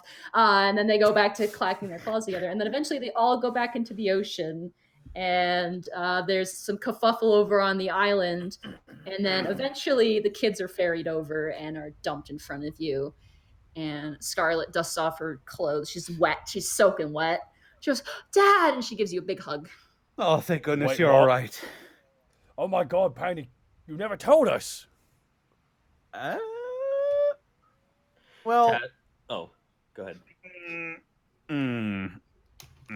I guess he's gonna whisper over to Borky. I don't think she's actually my daughter. Are you sure? But I mean this. Are you sure? Honestly, I have no idea. What? But. Are you okay? Scarlet looks back and she goes, Yeah, we are, sweetie. Are you okay? How are You've been. Oh, these are my friends. I'm Uncle Bulky. Oh, hi. Uncle Porky. I'm a fun uncle. Call me Funkle Bulky. Okay. At this time, I'm actually gonna start taking off the mask, the cloak, and whatnot, just to get back in regular clothing. Task will head over to the kids and just like looks at them. Are all of you okay? The Knoll kid is like he's like snarling like at the crabs, and some of them are snipping at him, and he's just like he like grabs one of the crabs and rips the claw off, and all the crabs scatter. Oh like, god. Task will like grab him by the shoulder and pat him on the head. No, it's okay. Give. Holds his hand under his mouth. Give. He just snarls, like bares his teeth and just crunches down on the shell, and you see like liquid begin to spill out from his lips. I like him. We could put him in a fight pit. You do really well there, Tusk. Forky, no. What? What about the other kids? Are they okay? Yeah, they're okay. You don't see Sky though. Good. Yeah, you don't see Sky. You see the little half elf girl. You see the orc, Scarlet, of course, and the Knoll kid. Those are the 4 that you see. Good. Okay. Everyone who matters is here. And little Kiwi. Kiwi, yes. Did you ask for Kiwi to be brought over, or no? You just asked for the kids. It was Panic who ordered them. Yeah. I mean, I can't communicate with these crabs, so. These crabs. If only. I panic. I know this might be going against what the storm giant may want, but do you think they could get Kiwi? He is the reason that I'm still here and we were able to get around.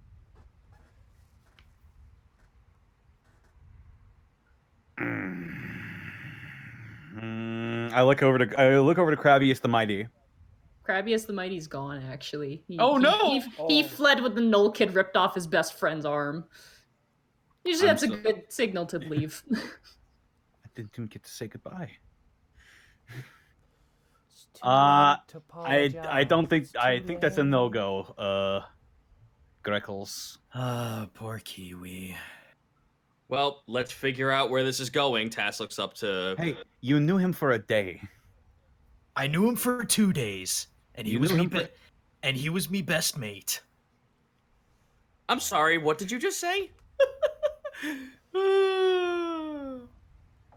Thought that was Remy. What? Oh my god. Okay, let's just move on. Jeez. You do notice Tass, the little half-elf girl, is currently like standing kind of by herself at the footsteps of the first step leading up to that runestone. She's just looking up. And she turns over to you and she goes, "They're talking." Can you understand what's going on? Can you hear them? She sits down on the ground just like a kid would. She starts to kind of fidget with some rocks and some shells on the shore. I don't know. You're very calm about this. Am I?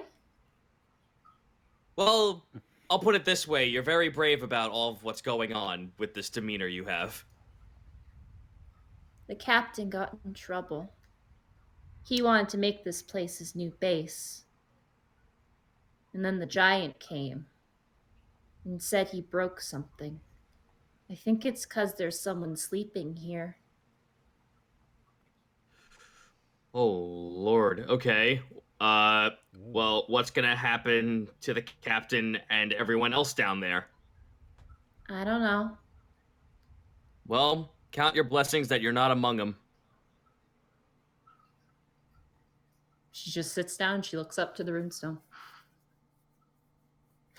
And hours pass. The sun begins to set. Oh, Jesus. I guess this is a good time to start looking for food. I assume we don't have any rations on us. Nope, you guys don't have any food. Wait a minute, what about my sweet rolls? You do have. So what is sorry, quick question. What is the storm giant doing right now? He is gone. He took Captain Bladefoot up to the runestone, and they have not been back. Oh, okay. So they assumedly they're talking at the moment on this tiny little island. Or he's dead as shit. Hey, Tusk, we should probably get a fire going. Do we have anything? Well, all I have is this short bow that we could probably use for tinder. Is there anything around like driftwood or? Roll a survival check. I will do so as well. 16. 15. Are there any trees? Are there any? No, there are no trees. It's actually just stone. There are like Celtic sigils and things like that, like Celtic-looking sigils. But you get the sense probably shouldn't touch that. That seems like a bad idea. You guys managed to find some driftwood. There's not a lot, but it's enough to get a fire going and at least warm some people up, because with the water now rushing on the coast, so too is the wind. And it is getting cold now, so it is definitely not too comfortable. So let's get that fire going. Yep. And I think this is a good point for us to take a bio break if you guys want to take a bio That'd break. be Quick Yes, bio me break, too. guys. Yeah, I need a quick bite. Real quick.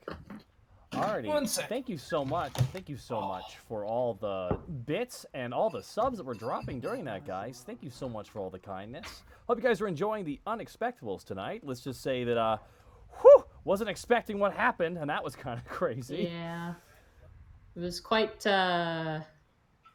That was intense. That was intense. hopefully it was clarified.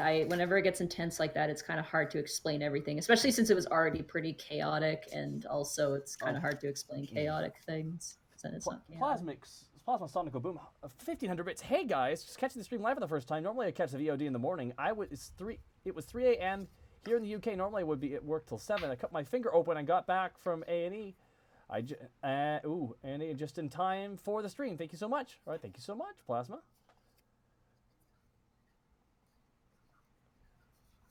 Man, but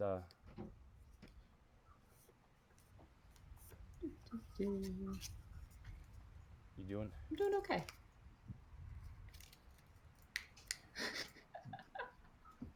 What's up? Tiddlywinks was my mother. Tiddlywinks was my mother. Ah, daughter of Tiddlywinks. 500 bits from PM Ghost. Oh, which kind of pet would Panic have? A rock lobster or a fiddler crab? Ooh, that's a smart question. Thank you for the 500 bits, Ghost. And Arapan, 500 bits and change. Thank you so much. Eat up, Tusk. You hungry bit boy. By the by. Oh, top. Oh, just real quick. I might my friends are in the bathroom right now, and I don't know how long they're gonna take, so I might have to do an emergency out of nowhere. Okay. Otaku Fox, 100 bits and change. Thank you, Taka. I said in your last stream, live crabs scare me. Look where we are now. No, I was getting Pirates of the Caribbean. Welcome to heck. This is so lame, but I actually really want to go crabbing one day. You want to go crabbing, Nadine? Yeah, out in the ocean. Just drop some crab pots. Okay, we'll pool our resources and we'll buy a shack somewhere Oh, on Vancouver yeah, Island. okay, yeah. So you just want to do Deadliest Catch? No, I don't want to do Deadliest Catch. I just want to catch some crabs. I want it to be a show with a bunch of dads called the Dadliest Cat. Deadliest Catch. Well done. Well, someone give that case permission. She's a good egg. Sam Everett, thank you so much for the 2-month resub. Oh, you guys having fun so far? Absolutely. 500 bits from SnuggyBum5. Shout out to my little brother home in Norway. Hi, OJ. Thunder King, 5,000 bits. Here, take all my bits. Well, Thunder King, we're more than happy to take all those bits. Feed the cake to the best boy, Thunder King 8. Thank you so much for your support. Guys, Nutcase is bullying me. She's not. Nutcase, no bully, Nutcase. Well, Moobot or Nightbot just bullied her back. So. Thunder King 8. It's a crazy amount of bits. Thank you so much. JTF, 100 bits. Has Taros been chasing Tass this whole time since he blew the whistle? We don't know. Penguin Master 0913, 100 bits for Krabius the Mighty. All hail Krabius the Mighty. He is powerful. Oh, poor Kiwi. What's up? No, Nutcase is bullying me, saying, like, you didn't even try to save him. I'm like, I explicitly said that I was trying to save Kiwi. And now there's three images of Kiwi being like, he didn't even try. And I'm like, no, Nutcase, stop bullying me. Propaganda. Is everybody back? Do you have seen? Everyone, every bird that enters your life. Every bird that enters your life leaves. All right, Gretel. I'm Have back. you noticed that? Wow, Taka, I'm gonna drop kick your nuts. See how you like that. Ow. Fight, So, fight. I'm back, but I also want to apologize to Austin because I found out that something was kind of crinkling in the background, and I want to apologize. I took care of the problem now. It might show up, but only slightly. Okay. Okay. All right. No, we're good to take it away today. I think we're good to take it away. You guys sit down. I want you guys, everybody, roll a survival check again, just for my amusement. A 22. 5. Okay. 19. Do you guys like full on Survivor style, like task 15? Oh. Well, I mean, here's the thing. I could go into the ocean and handpick food if I need. Yeah, because you have the manta ray cloak. Between you and Tass, you guys managed to spear a few like fish, and you guys do like the whole anime thing of cooking it over the fire on a stick. That's not anime. That's just regular life. That is true. That is true. You guys managed to kind of cook up a meal. Feed the kids first, I'm assuming. Yeah. And then you guys eat, and then there's like kind of just a bite for everyone to go around with the entire opera company also needing some food. But you guys managed to make it kind of work out. And it kind of becomes an impromptu like camp out with friends as people are kind of joking. A few of the musicians, like one dwarf with a trumpet, just starts kind of play this really somber, almost jazzy tune while you guys are eating fish around the campfire. Well, I assume that I explained to everyone that like we're in the clear. We just have to figure out what the giant wants to do, but like really, there's no ill will towards us. Yeah, no. At this point, like you guys relay it. Scarlet manages to talk to everybody. The director manages to kind of lead everyone at this point. He is there as well. He's a elf in a very nice sort of woolen suit. And you see as you guys are eating on the fire through the silhouette of the moon now rising, the poor pirates all sitting on that tiny little island are all just sitting forlorn, staring at you guys having a good party and eating food. Are the? Can I see if the dolphins are still around? Oh yeah, you see them. You see the fins kind of peek out of the water, looming like piranhas. I was gonna Big piranha. I was gonna go and try save Kiwi, but nope, that's not gonna happen. No, they like you tried to fish over that way, and those dolphins are not like either. The crabs are necessary for a reason. They provide a protective shell as they ferry you around. Nice. Borky yells, "Mr. Pitch!" He's behind you. He was with the actors. Hi. Oh, Jesus! Oh. That's crazy. So you're not one of the bad eggs? Well, I mean, a man can lie, can't he? And he gives you a wink, and you swear you see a little star appear. Ain't that the truth? Borky shakes his hand. Gross. And he like wipes it on a rock. He gently strokes his chihuahua. And he sits down on a rock. Borky stares at Chihuahua, licks his lips. Mr. Pitch, I've got an idea for you. You have a pitch for me? Oh. What would you think about eating your dog? Oh, you do that and I would rip your head off. Borky's dejected for a sec. Very well. He says it so calmly too. Like it's not That's even... what that's what scared Borky. Oh. And you guys are sitting around and eating and you hear a boom. Boom. Uh-oh, it's the biggest dad.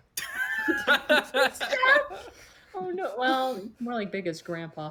He comes down. Oh no. Boom, boom, boom. And he just has, you hear muffled cries as he just chucks Captain Bladefoot into the water. Oh God. Thrashes and flails and scrambles onto the island as you watch one of the dolphins just grab his shoulder and try and drag it in, like whipping back and forth like a wolf. And he just manages to kick it off and crawls up onto the island. And everyone's like, "Oi, Captain, oi, Captain, oi, Captain." And they're all hushed and whispered. And the storm giant walks up to the lot of you and looks down. 90-degree bow. And he leans down and his face gets really close to Gretel's and everybody else leans away from the storm giant as like you feel his breath over your feathers. What does it smell like? He smells like brine and like seafood. He smells like the ocean. By God, he smells like Wildwood Boardwalk. And he just, everyone else is backed off and it's just literally Gretel's and the storm giant. And he is just like looking over and he's still low, still as respectful as humanly possible. Or birdly possible. Borky says weakly and giant, because Borky can speak giant.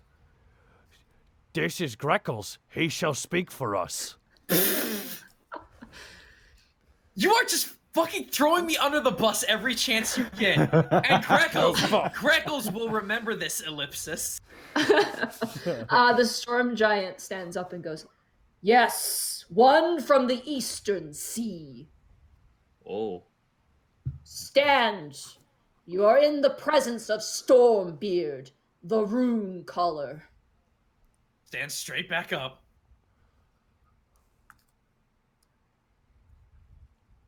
Go ahead.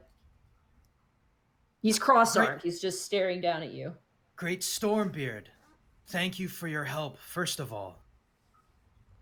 Second of all, as we understand, you are still interested in the performance. Is that correct? Yes, I require a performance of this, your opera company. If you can give us food, shelter, and preparation time, we can give you a grand performance.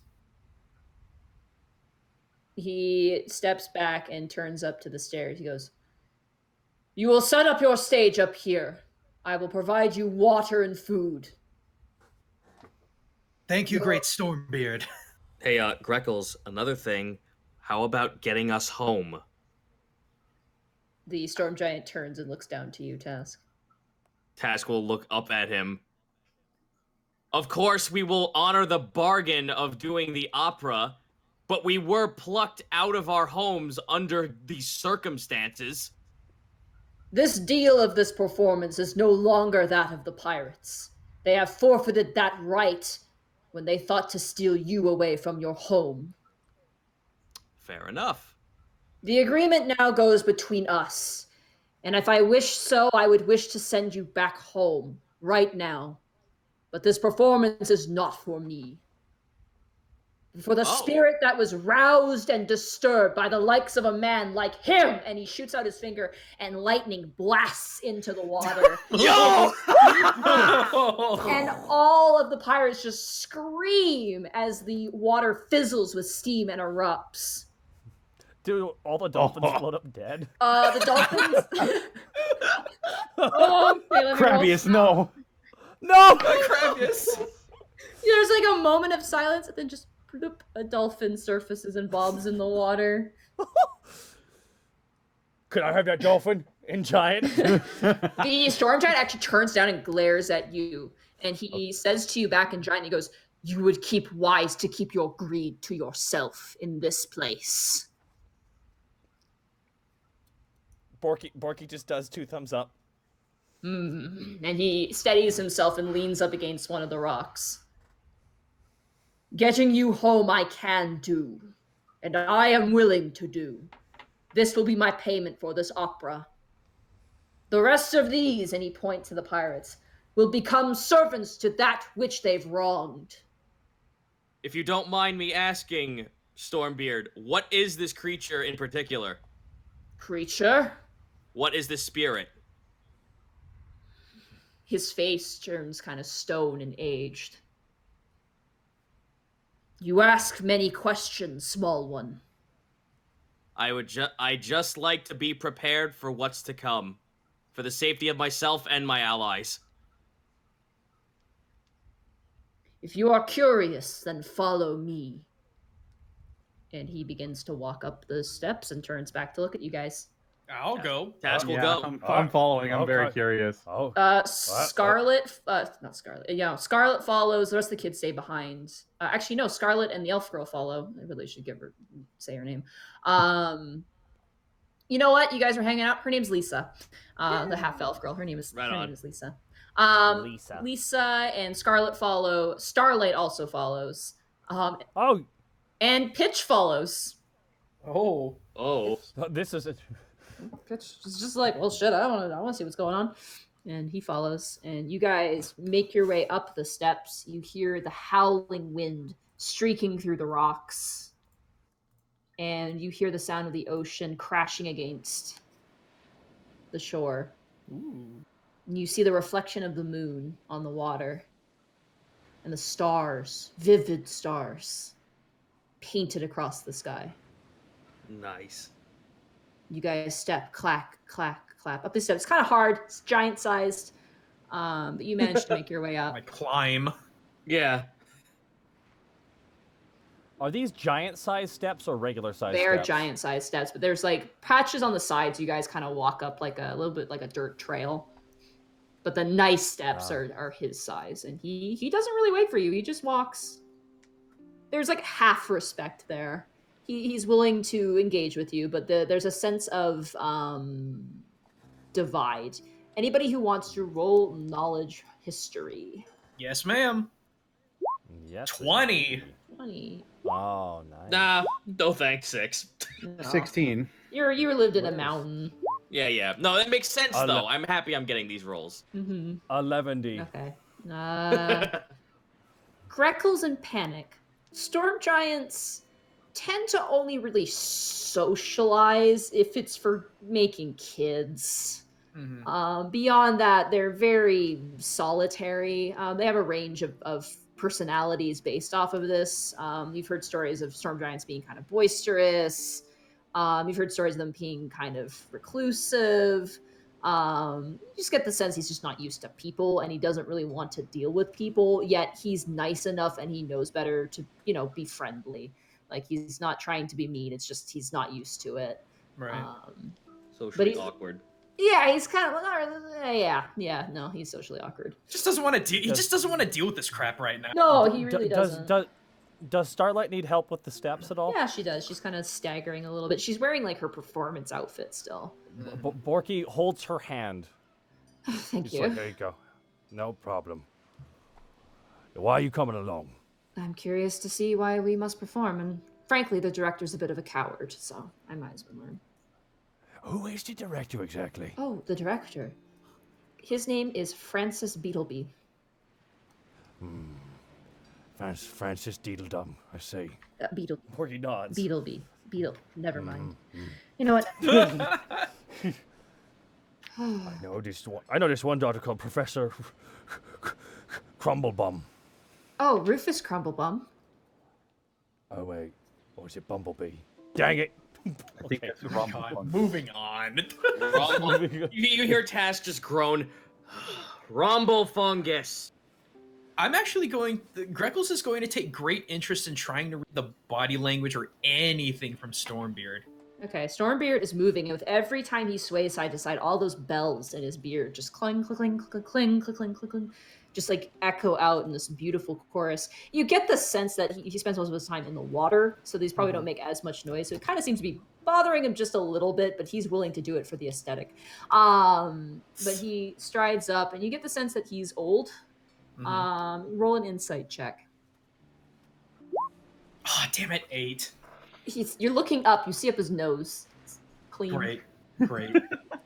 Oh man. It's like an enchanted forest in there. But he walks. He's definitely not he's not checking to make sure he's not stepping on anyone. So it's wise to keep your distance. But he seems very focused at the moment at the task at hand. He is task. So he's very much making his way up, but he's taking his time. And he seems can't really get much of a read on him because you can't really see him from your angle. Right. And the ground shakes with every step he makes.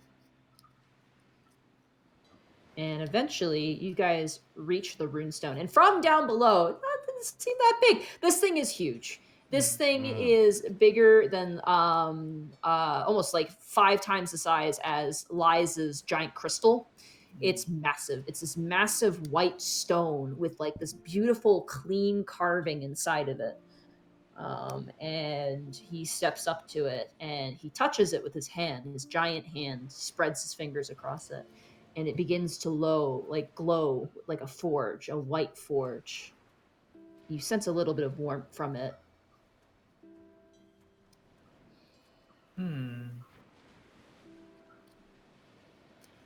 Guess just keep on going. I don't want to interfere with it. No interference. Just keep following him. You guys stand next to the runestone. This is where all the quaddles flew in, and they're gone now. And he holds his hand to the runestone, and he turns to you and he goes, "Hold your breath." And Hold breath. He presses his hand into the runestone. It begins to bellow out water, and the water caps at your feet. It begins to fill over you. And you guys are standing in kind of a black emptiness. And you feel the water rushing around you. And Stormbeard is just standing there. And the runestone's there behind him. And he turns forward. And he looks to you and he goes, "Now breathe." Kind of stupid, but okay, here we go. You breathe in expecting horrible, horrible salt water to enter your lungs. But no, you can breathe. Well, all right then. I guess I didn't have much to worry about anyway, but whatever. Yeah, no, you're the only one who can kind of breathe. Though I think you guys have a potion of water breathing, if I'm not mistaken. Let's got open it. that Somewhere potion in there. and why is it dispersing into the salt water?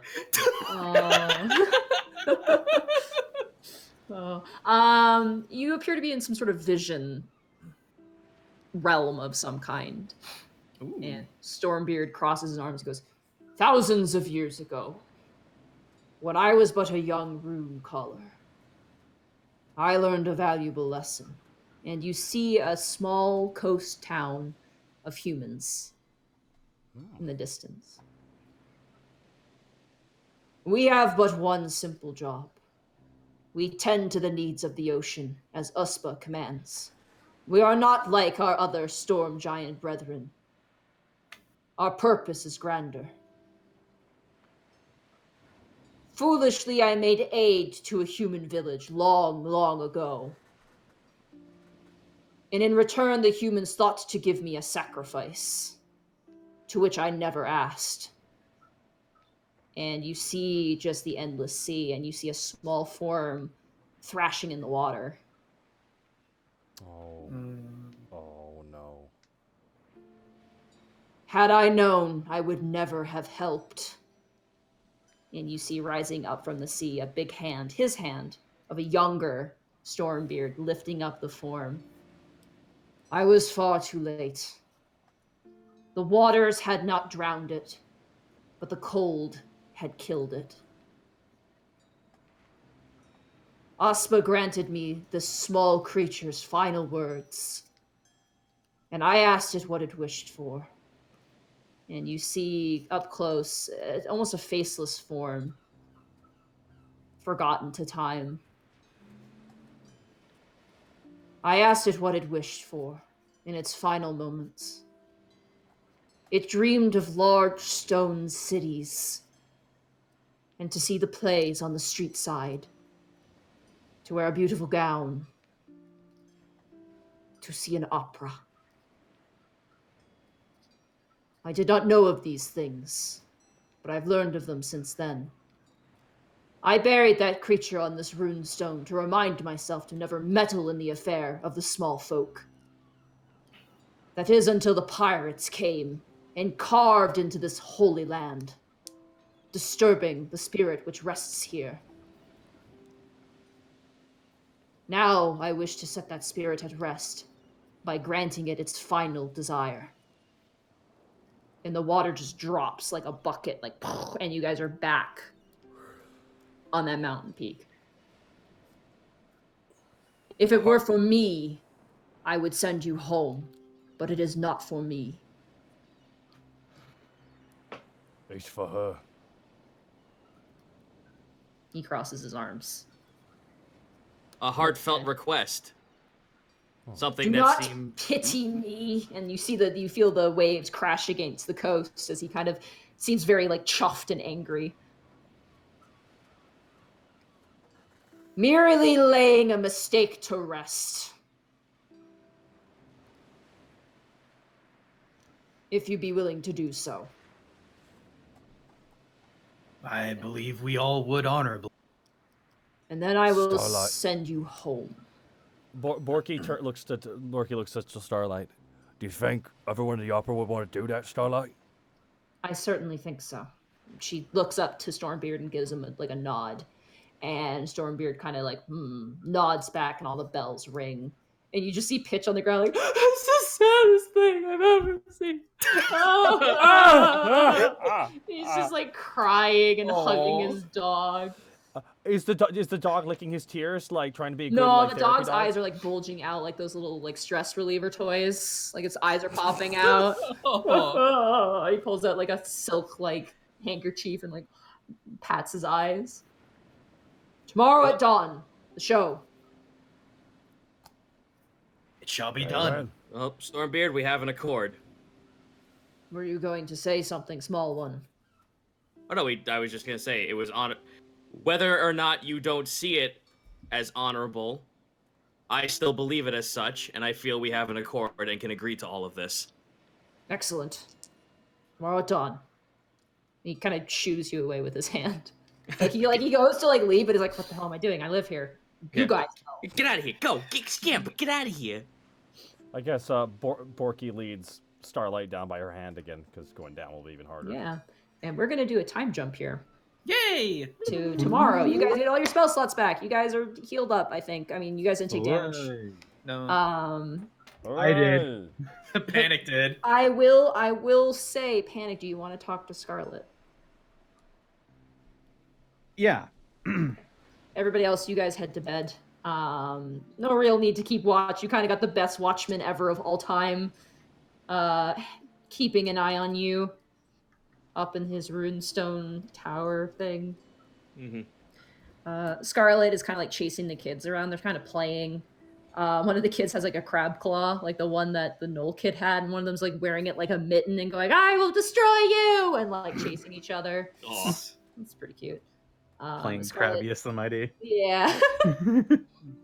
Scarlet sees you and she kind of stops being chased, and she walks up to you, and everybody else kind of goes to bed and sleeps with their instrument. There's one gnome who's just hugging his trombone, like, "I love you."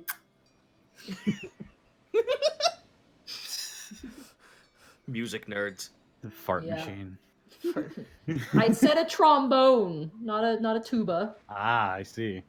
The one gnome sleeping in his tuba. They're all fart machines. So, Scarlet. Hi, you met a giant. He's so big. I did. He is really big. I was wondering, Mhm. where did you live before Bladefoot took you?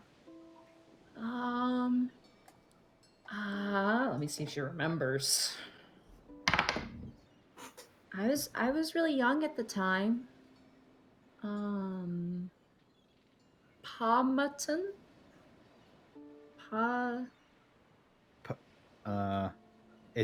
She's trying to say, it's in my notes here. Parleton? Periton. Periton, right. You mean Periton? I think so. It's been so long. She kind of sits down on a rock. I think I know what that is. Do you miss your mother?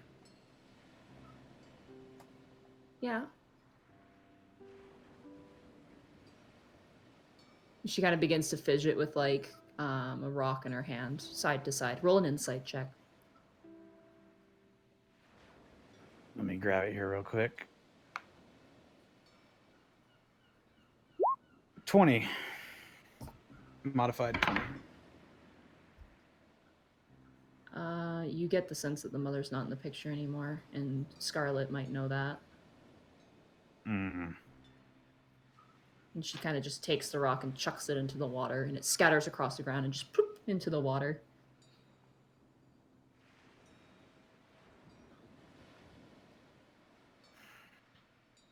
And she scoots over on a rock and she pats it. Well, Scarlet.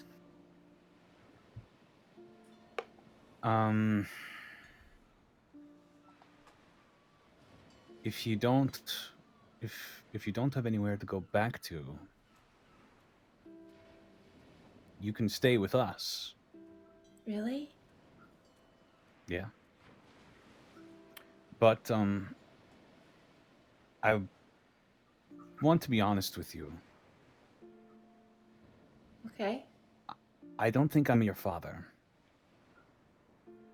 She just sighs. She's just not upset. She just sighs and crosses her arms. She goes, "Lisa was right." Yeah. But she doesn't know that. And it gives her a little wink.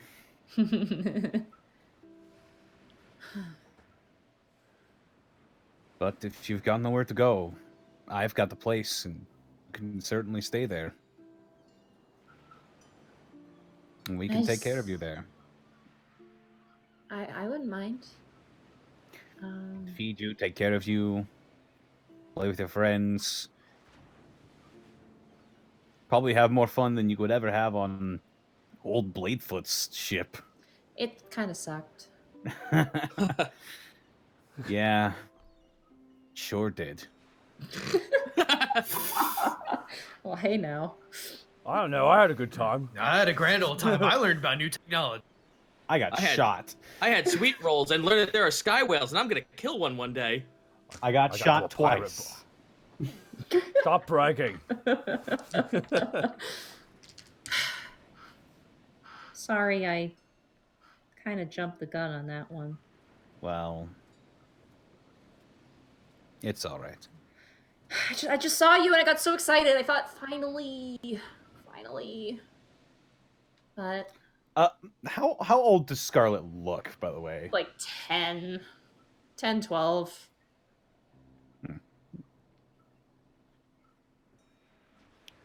Well,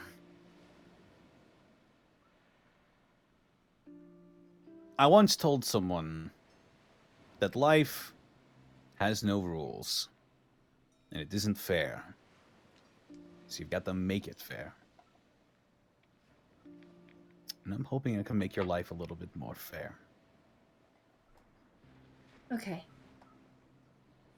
But if my real dad comes, Yeah. okay. She gives you a hug. And call me Panic. Yeah. Dad sounds a little...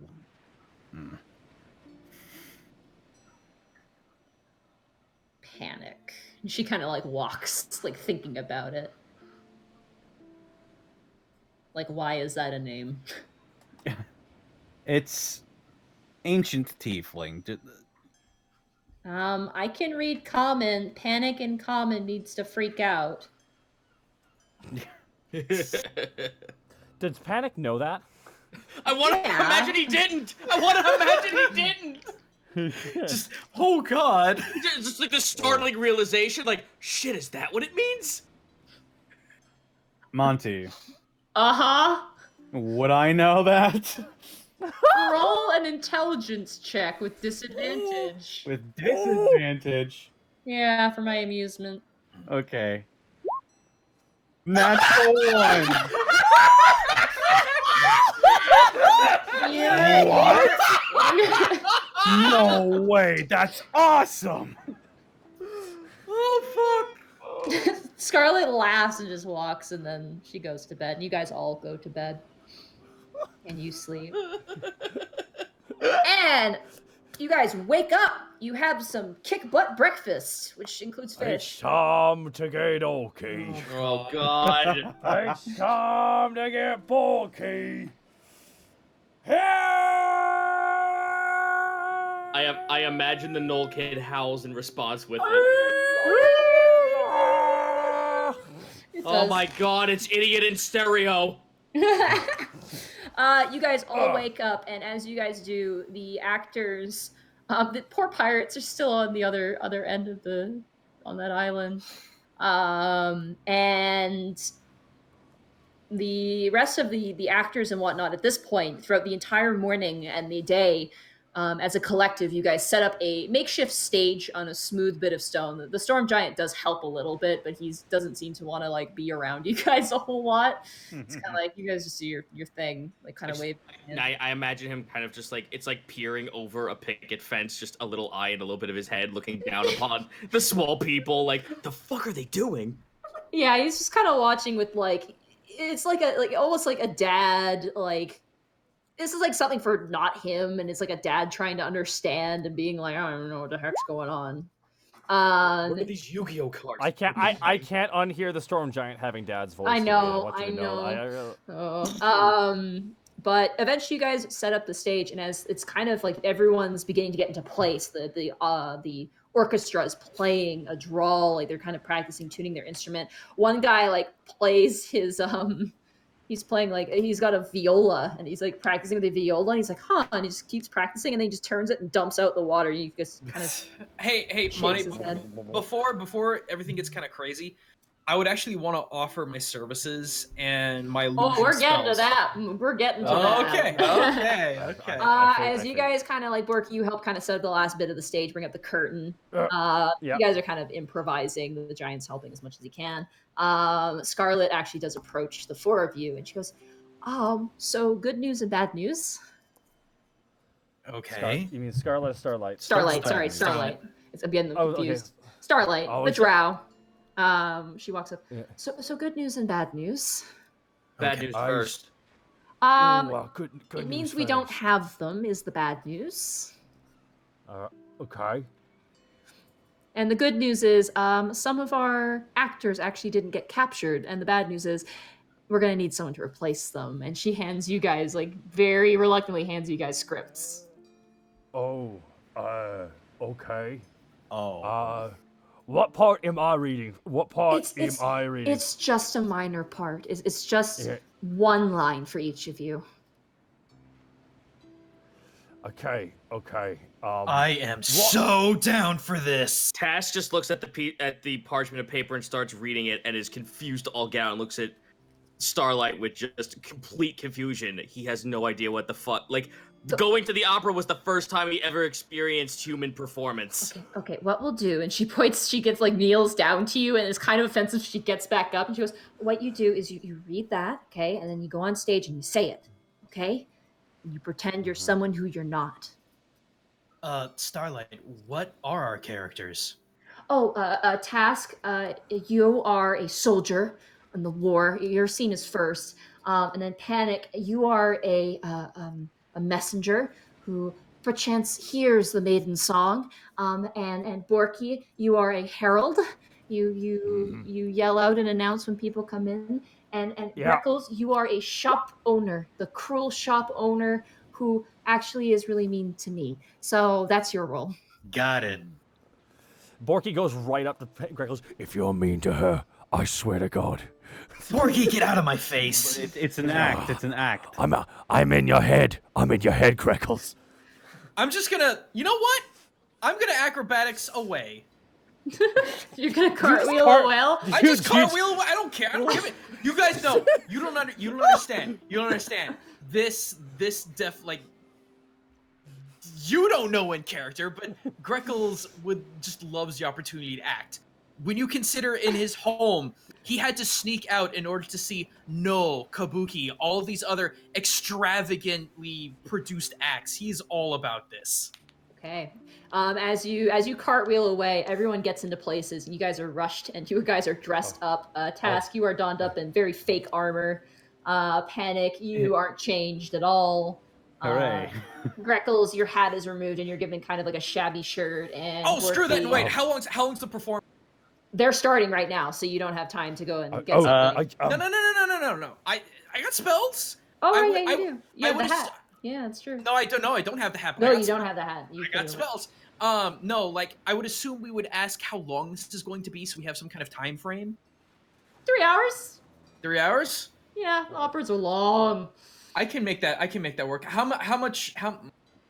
Because this disguise self only lasts for an hour. But I Yeah. would assume I'm not up there all 3 hours. Scarlet gives you she'll give you the hint when to do it. Like when Okay, I assume you cool. explain it to her, like, hey, I can do this, and she's like, all right, I fuck up.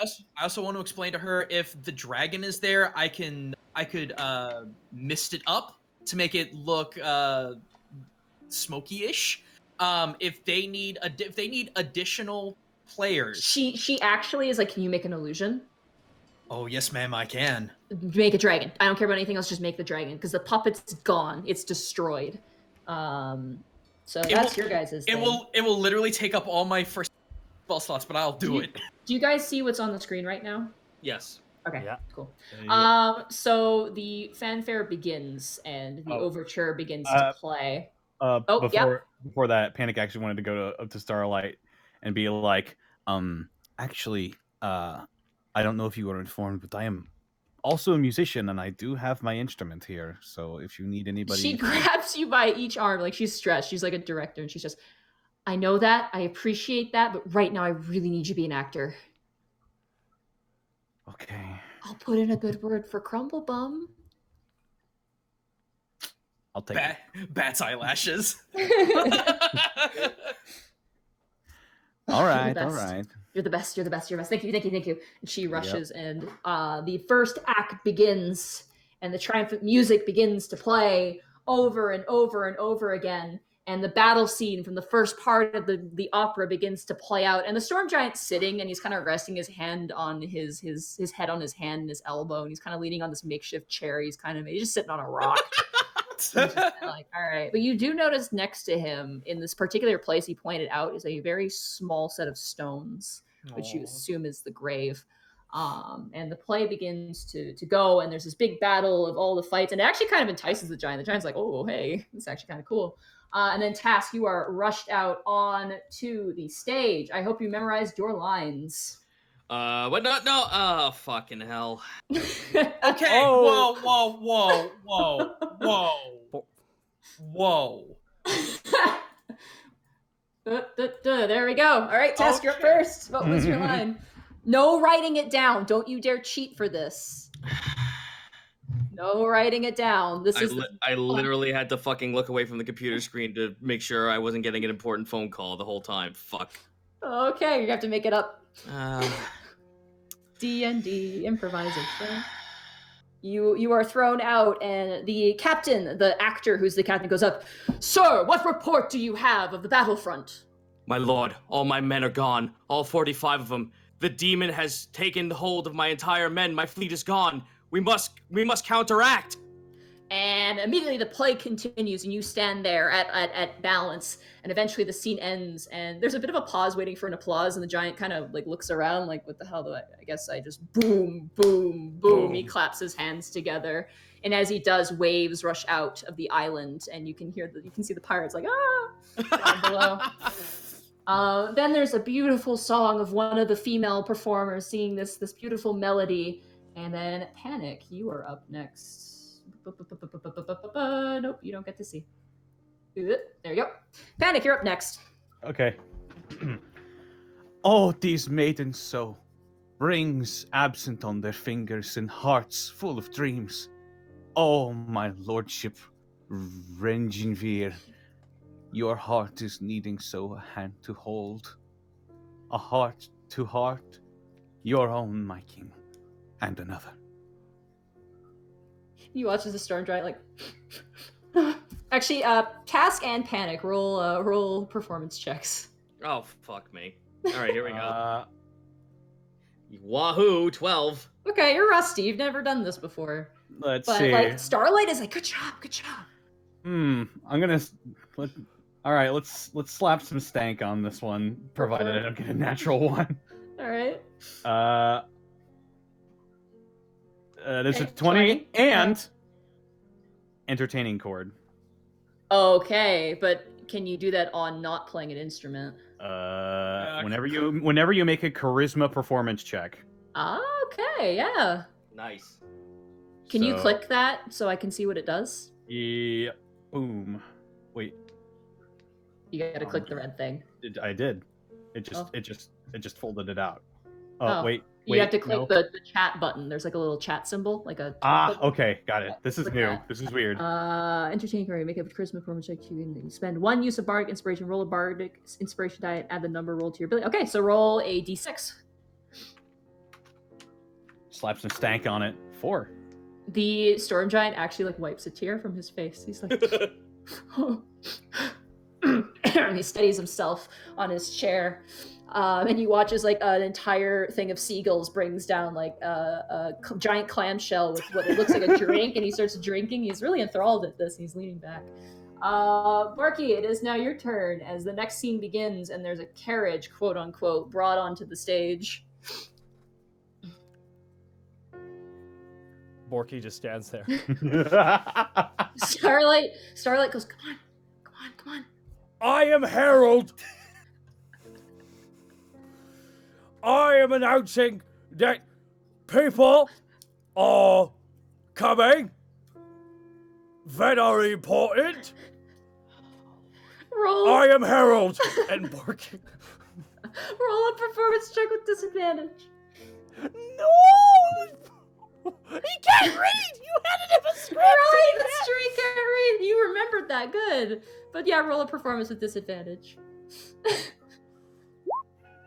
4! The Storm Giant's kind of like, and then looks to the gravestone and goes, okay, and looks forward. And it comes to the part where Starlight sings her song and then runs off the stage in wistful love. And Gretel's your line comes up next. Okay, so if I want to do a thing, would you let me attempt it if I can explain it?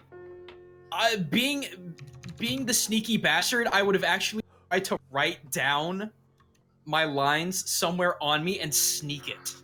Can I sleight of hand it? Sleight of hand with disadvantage, and your gloves will not work here. 19. 19, okay. Starlight doesn't notice. Let's see if the giant Booyah! notices. Actually, let me grab his stats. I put his stats away. 1 second. Gretel cares enough about theater that he's willing to cheat. Wow. Wow. What a guy. So he's not a real actor, is what you're saying? Oh! No, he's not. He's not a real actor, but he admires real. He's got +4. Holy crap. Okay. That puts at 21. So that's... You had disadvantage, yeah. So he does see it. He doesn't understand though. He's just like, small piece of paper. Yeah, whatever. Just kind of watches, but he does make a note of that. But yeah. Before I get on stage, I will expend a disguise self to just look as most convincing of a nasty shopkeeper as I can. Yeah, you got like a wart on your beak, even though that's physically impossible. Yep. But you managed to write down your line, but you got to perform it. So. Simple maiden girl, the floor needs to be swept and the linen bolts need to be counted. Do not toil your mind with dreams, and be certain to make your hands of use. Roll a performance check.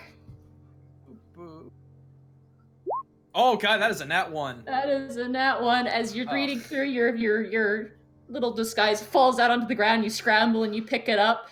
And your scene ends with you, and so you just awkwardly kind of step off, and the giant just starts to laugh. He starts to laugh boisterously, and the bells gong and ring, swaying side to side. He's smacking the side of the stone, and he laughs and laughs and laughs. Let it be known, kids, no matter how much you try to prepare, a nat 1 still fail. Yep. And eventually the show comes to a close, and you guys all are... Starlight actually, like, brings you guys out, like, come out. And bows, like they all do like the company bow together, and they do invite you out. Yay. And you all bow, and the Storm Giant stands up and he begins to clap. And as he does, this almost gray stone begins to fill with life. Plants begin to grow, and some of the clouds begin to kind of drift away. And what little life there was has come back, and seagulls begin to land on the runestone. And the giant looks up and looks to you and goes, "The deal is done. You have my thanks. And my promise. Follow me." And he begins to step down. And as he does, the spread of life begins to follow him. Ooh. Vines grow, moss grows. And you begin to see in the distance a whale coast over the tide. Are you Pinocchioing us? Just wait. Calm down, boy, calm down. He leads you down the steps, and the place feels more alive, and the rune stone begins to just naturally glow. It doesn't require him next to it to make it work. And he looks up and he sighs, and he turns to you and goes, "Every great rune stone needs a guardian and a caller. Perhaps it was cruel for me to tie that small one to this place. Perhaps wrong by my people's rules. But they have done a good job so far. As for them," and he jabs a finger towards the pirates, "I will cast them to a human land to attest for their multiple crimes. I will let the small folk deal with their own. As for you," and you begin to hear the tides shift apart as you see Captain Bladesfoot's ship being brought onto the shore like a kayak on its side. and you see just like an entire conveyor of crabs again, led by Crabius the Mighty, who scuttles up to Stormbeard and clacks his claws. Excellent, Crabius! And what of the treasure? And you watch as more crabs bring forth various treasures. He goes, excellent! That will be for us. He turns and looks at you guys. What is it called when you performers are paid? It's Compensation. there's a better word. Patronage. I would like all of you guys to roll nothing because he likes you. Yay! So, Yay! figure out how much you guys get. Bluffing? No, you're not bluffing. He likes you. The performance was good enough. Ugh. All right, let's see what you guys Snake, get. why did you roll a 1d0? Why did you what? You told me to roll nothing. So I did. Oh, you did. You cheeky. I missed my roll. Okay. Okay, not bad. You guys make 1,700, so 1,700 gold pieces. Nice. Nice. All together? Yeah. All together. Actually, no. Hold on. Let me roll for that. Forgot to roll the second part. Sorry.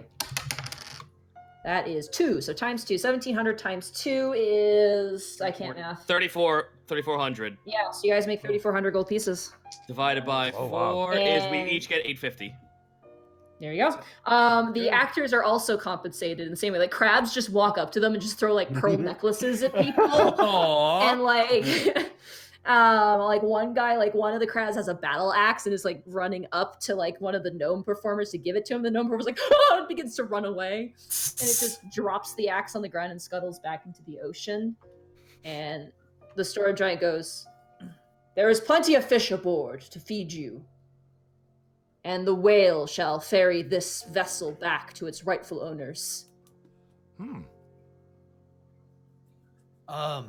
Stormbeard. Wow. What? Will our paths ever cross again? No. He just looks like... He looks like really offended by even that insinuation. Like, no. I am a rune caller. My business is that of the sea. I came to the surface due to this disturbances, and back to the sea I will go. Gretel's just Very probably well. lost. Do you Okay, do you wish us to at least make good of your existence to our commanders? Captain Canary, and he leans down. I have met one who sailed these seas to find a new land by the name of Captain Canary.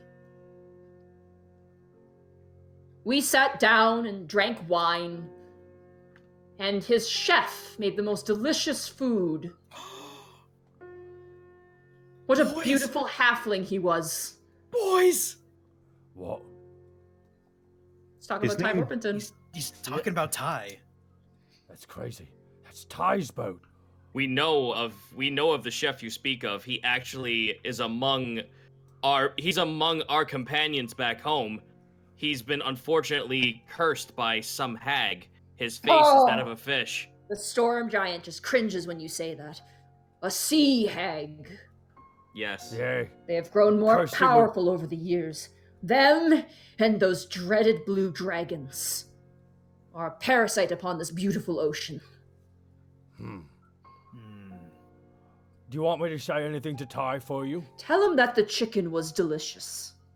I will tell him And that. if he has the recipe to put it in a bottle and throw it into the water, I wouldn't mind. Will I get back to you then if he does that? Perhaps. Okay. Mm. Just make a note. You Krabby, leave it again. Tass looks over at Crabius. You can probably get on that, right? Crabius snips his claws. Real quick, actually, I'm seeing that fancy axe over there. The crab is like still picking it up and trying to give it to the gnome. That is the gnome's payment, not yours. What gnome? You guys, Jesus. You should keep your small folk greed in check. I just don't. Okay. I just. No, at this point, Gretel's will physically go over away. Wait, sorry, you cut out. You cut out what? there for a second. Hang on. At this point, Gretel's would go over to Borky and just try to push him away. No, I want it, but it's a nice Borky, hat. no. Borky, stop No. it. Borky, shush. Get on the boat. You guys all load up into the boat. Longingly Panic- reaching out to it. Panic stays behind for a moment, actually. Stormbeard looks down and goes, "There's nowhere to sleep here." I actually had the question for you. Very well.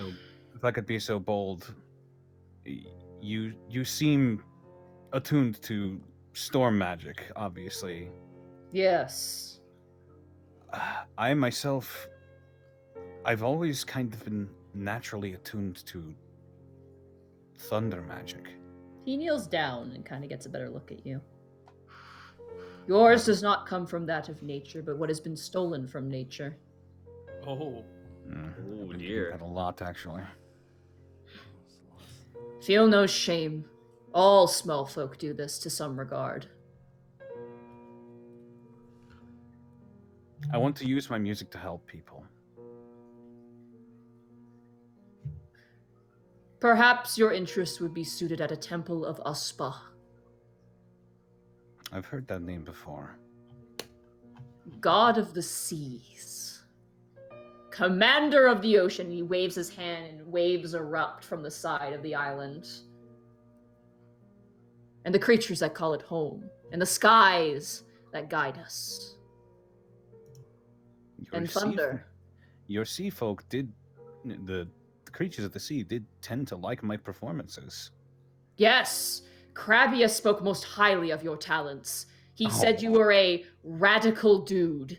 I don't get crustacean lingo these days. I'm far too old for that, but I assume this means you were good. Well, thank you, Stormbeard. I will take your advice. I will seek out the Temple of Uspa. Good. In the meantime, the whales will take you home. Thank you. And I'm glad we could help. Thank you. And he nods. That was very genuine. There was a lot of boisterousness to him, but that was very genuine. And Panic heads off to the boat. Okay, you guys get on the boat, and you feel it kind of being balanced between two large forms of giant whales beneath it. You watch as he walks over to the pirates, and he bubbles them. Like, he pulls out a bubble of water and kind of encases them in the bubble and turns it to ice, like a prison, and then pokes some holes in there so they don't, suffocate.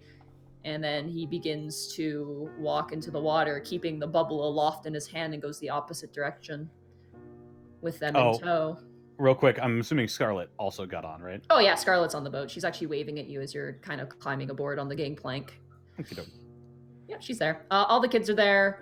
Poor Kiwi did get taken away, but he was a pirate, so... I want everyone to understand he was a pirate. Yeah. There's not a lot you can do when you have that kind of a black mark on your history.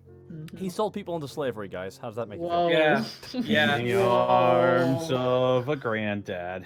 He's not. I mean, they're not gonna die. They're just being dispersed. Yet. As you actually get on the ship, Panic, Scarlet runs up to you and she goes, Panic! Yeah? This is gonna make me seem so bad. I really want to stay with you, but that thing that we did was so cool. The thing with the singing and the big curtains, and I really like that a lot. Can I do that? Panic rubs his brambly chin, and he looks over to Starlight. She's hearing the conversation. She looks at you and she goes, "It's possible." Okay, yeah, nods, mm-hmm. Well, color me shocked, but that's what you want to do, then by all means, go for it. Okay. Oh, and she starts to run around, paces back and forth. I'm really excited to do it. Maybe I could be a singer one day. And she walks off and kind of like a kid, just I could do this and I could do that. And the other kids get excited too. And the Knoll kid is currently sleeping on his side. Oh. He's had a big day of growling. Yeah, a lot of eating stuff. crabs. Yeah. And the ship takes off, and you guys make your way back to Alavast. that is where we'll end the session tonight, and you guys level up to level 5. Oh! As we enter the next arc. Nice. Wow, that was... Two basic attacks, baby! Yeah, you're a powerhouse now. Don't think I Oh, will. we got 2 basic attacks now? No, certain classes do. We'll go over yours, Kurt, when... Okay, no, update. yay! Chapter 5. Panic Foley has a good day. By GM D&D standards, we have officially just became from local heroes to the world kind of knows of our deeds based on the D&D lore.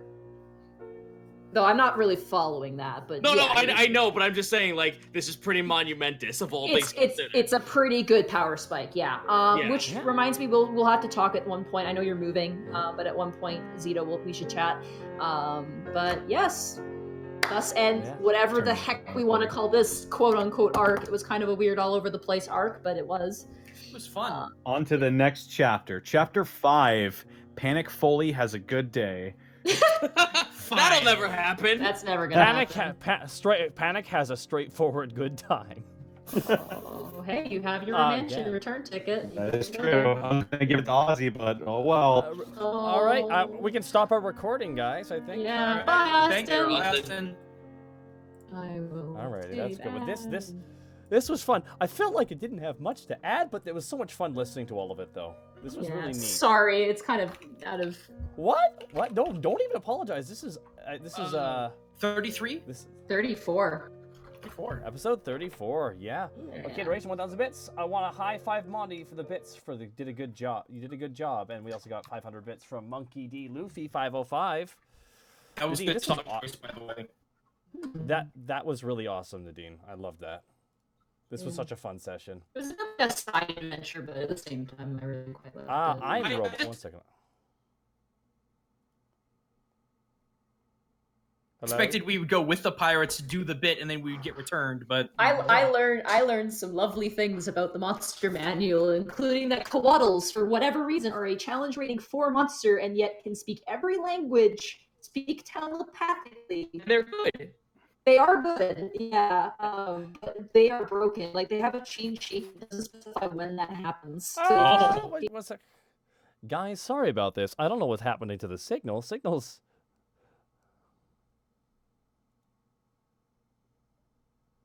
Addicts of the place, and I got the cabbage. That's never ending a power source. God forbid I ever roll a natural 20 on intimidation or performance, because holy shit. Yeah, that. Can you guys hear me okay? Sorry. Yeah, you're fine. Oh, yeah, now I can. It's the snow. It's got to be the snow outside. We've had non-stop snow for like 2 days. And... Awesome, Link, 300 and change bits. Thank you so much. Has it been snowing that much, really? Yeah, it's up to my waist. It's like past my belly button if I walk out. Oh. Yeah. It's been non-stop rain down here, so I was curious about that. Yeah, like 500 bits. At 5th level, you'll get an extra attack and 10 more feet of movement while not wearing heavy armor as a barbarian. Ooh. We'll have to go over that. I get 500 bits for Borky's beautiful performance. Thank you, X Nickum. S Nightshade, 300 bits. Hey, Panic, make sure to check the lies mask when you have a chance. I'm Harold. I am Harold. Let's see. Yep, Tash gets an extra fucking attack. I get to attack twice, and I get my 2nd level spells. Yep. Yeah, I get 3rd level spells. Now I get to be more mean. I get Where's the extra attack listed? Is that under features or is that elsewhere? We'll deal with this later. I really need to eat tonight because I really need to. Me too. Yeah, well, that was inspiration, font of inspiration, and counter charm. Oh snap! We will have fun this week going over everything. Yeah, sorry, I don't want to shut down anything, but it's just I know. I'm just excited. Every time you guys level up, it's like I'm like I need to eat, and you guys are wanting to level up right away. No, which is fine. I'm just excited. I'll probably do all this stuff in my own time and then go over it with you. We are gonna get HP, so I want to do that quick roll right now. Just do your get HP rolls right now would be a good idea. What do I have to do for HP? Your hit die plus your con. Yeah, so Kurt, you need to roll 6 for me. You got a 6, okay. Kurt, you need to roll a 1d12. Yeah. Plus your Constitution. So just roll a 1d12. I swear to God, 8. if you roll a 12, okay, good. Plus your Constitution, which is 5, so you gain 13 more hit points. You have 60. 3. 63 hit points now. You goddamn. How am I gonna I murder got It's okay. I'll act 3. dumber if you need me Aw. to. You can keep tanking now. Monty, don't worry about me. We'll do that later. Yeah, if it's Mil- okay. Just I would like to. Milla Ninja, thank you for the 1,000 bits. And Dark DRK Gamma, thank you for the 100. Oh, I'm so glad the Scarlet storyline wrapped up with a happy ending. No, with the moment you left her behind, it was just like she's talking with Lisa, and Lisa's telling her like he's not your dad. So now she's gonna go. Join the opera instead. yeah, she's interested in the Okay. opera. She's never seen the show before, so she fell in love. There we go. Cool. My goodness, this was fun. This is fun. Alrighty, guys, this has been the Unexpectables D&D live stream. Thank you guys so much for all the bits and subscriptions. Where can they find your work at, our DM extraordinaire Monty? You can find me on Twitter at MontyGlue, and then you can find me on Twitch at twitch.tv/MontyGlue. I actually am streaming tomorrow, hopefully. We're going house hunting in the morning, and then I'm streaming tomorrow, I think, with Sir Malarvik, if all goes well. So, Are you doing another art stream? Yeah. Thursdays are the only day I actually stream regularly. So. Okay, cool. Yeah. Natural Drake, thank you for the 1,000 bits. Beautiful performance, guys. Thanks for the interesting plot, as always, Monty. All right, Gaijin Goomba, where can they find you? You guys can literally find me anywhere. Twitch, Twitter, especially YouTube. I make a couple of sweet videos about culture. I'm shocked. I saw what you did there. My son. Just you can find me at Gaijin Goomba most of the time with an H at the end. Sometimes not. And where can they find you, Senile Snake? They can find me on Twitter at Senile Snake, and they can find me on Twitch at Senile Snake with a 3 instead of an E at the end. Awesome. And Zito, where can they find you? You can find me at twitch.tv/Zito, hopefully by this Sunday. Sounds good. And you can find me as at Takahana101 on Twitter, and right here. And tomorrow I'll be streaming some more X-Comedians. Alrighty, guys. With that, we're signing off. We got to come up with a name for this episode. Any ideas? Someone had a good one up above. It was Storm on the Horizon. That's and pretty the good. grand performance. I honestly would love the grand finale, but I know that would cause confusion. But I love the song "The Grand Finale" from Final Fantasy VI. But the grand performance is not. People bad may either. not get that joke. Yeah, I know, and that's what makes me sad. The grand performance. The final bow. No, I don't want anything with final in it, because then people will think we're stopping. Ballad at Sea. I am Harold. I like Ballad at Sea, honestly. Ballad at Sea. Pieces of classical music inspired by the sea. Let's see. Sea is an inspiration. The Flying Dutchman, Ship Mirage. Heralds of the Sea. Heralds of the Sea. That's really good. That's actually not bad. That's actually really not that bad. Mm. The Deadliest Cat. God.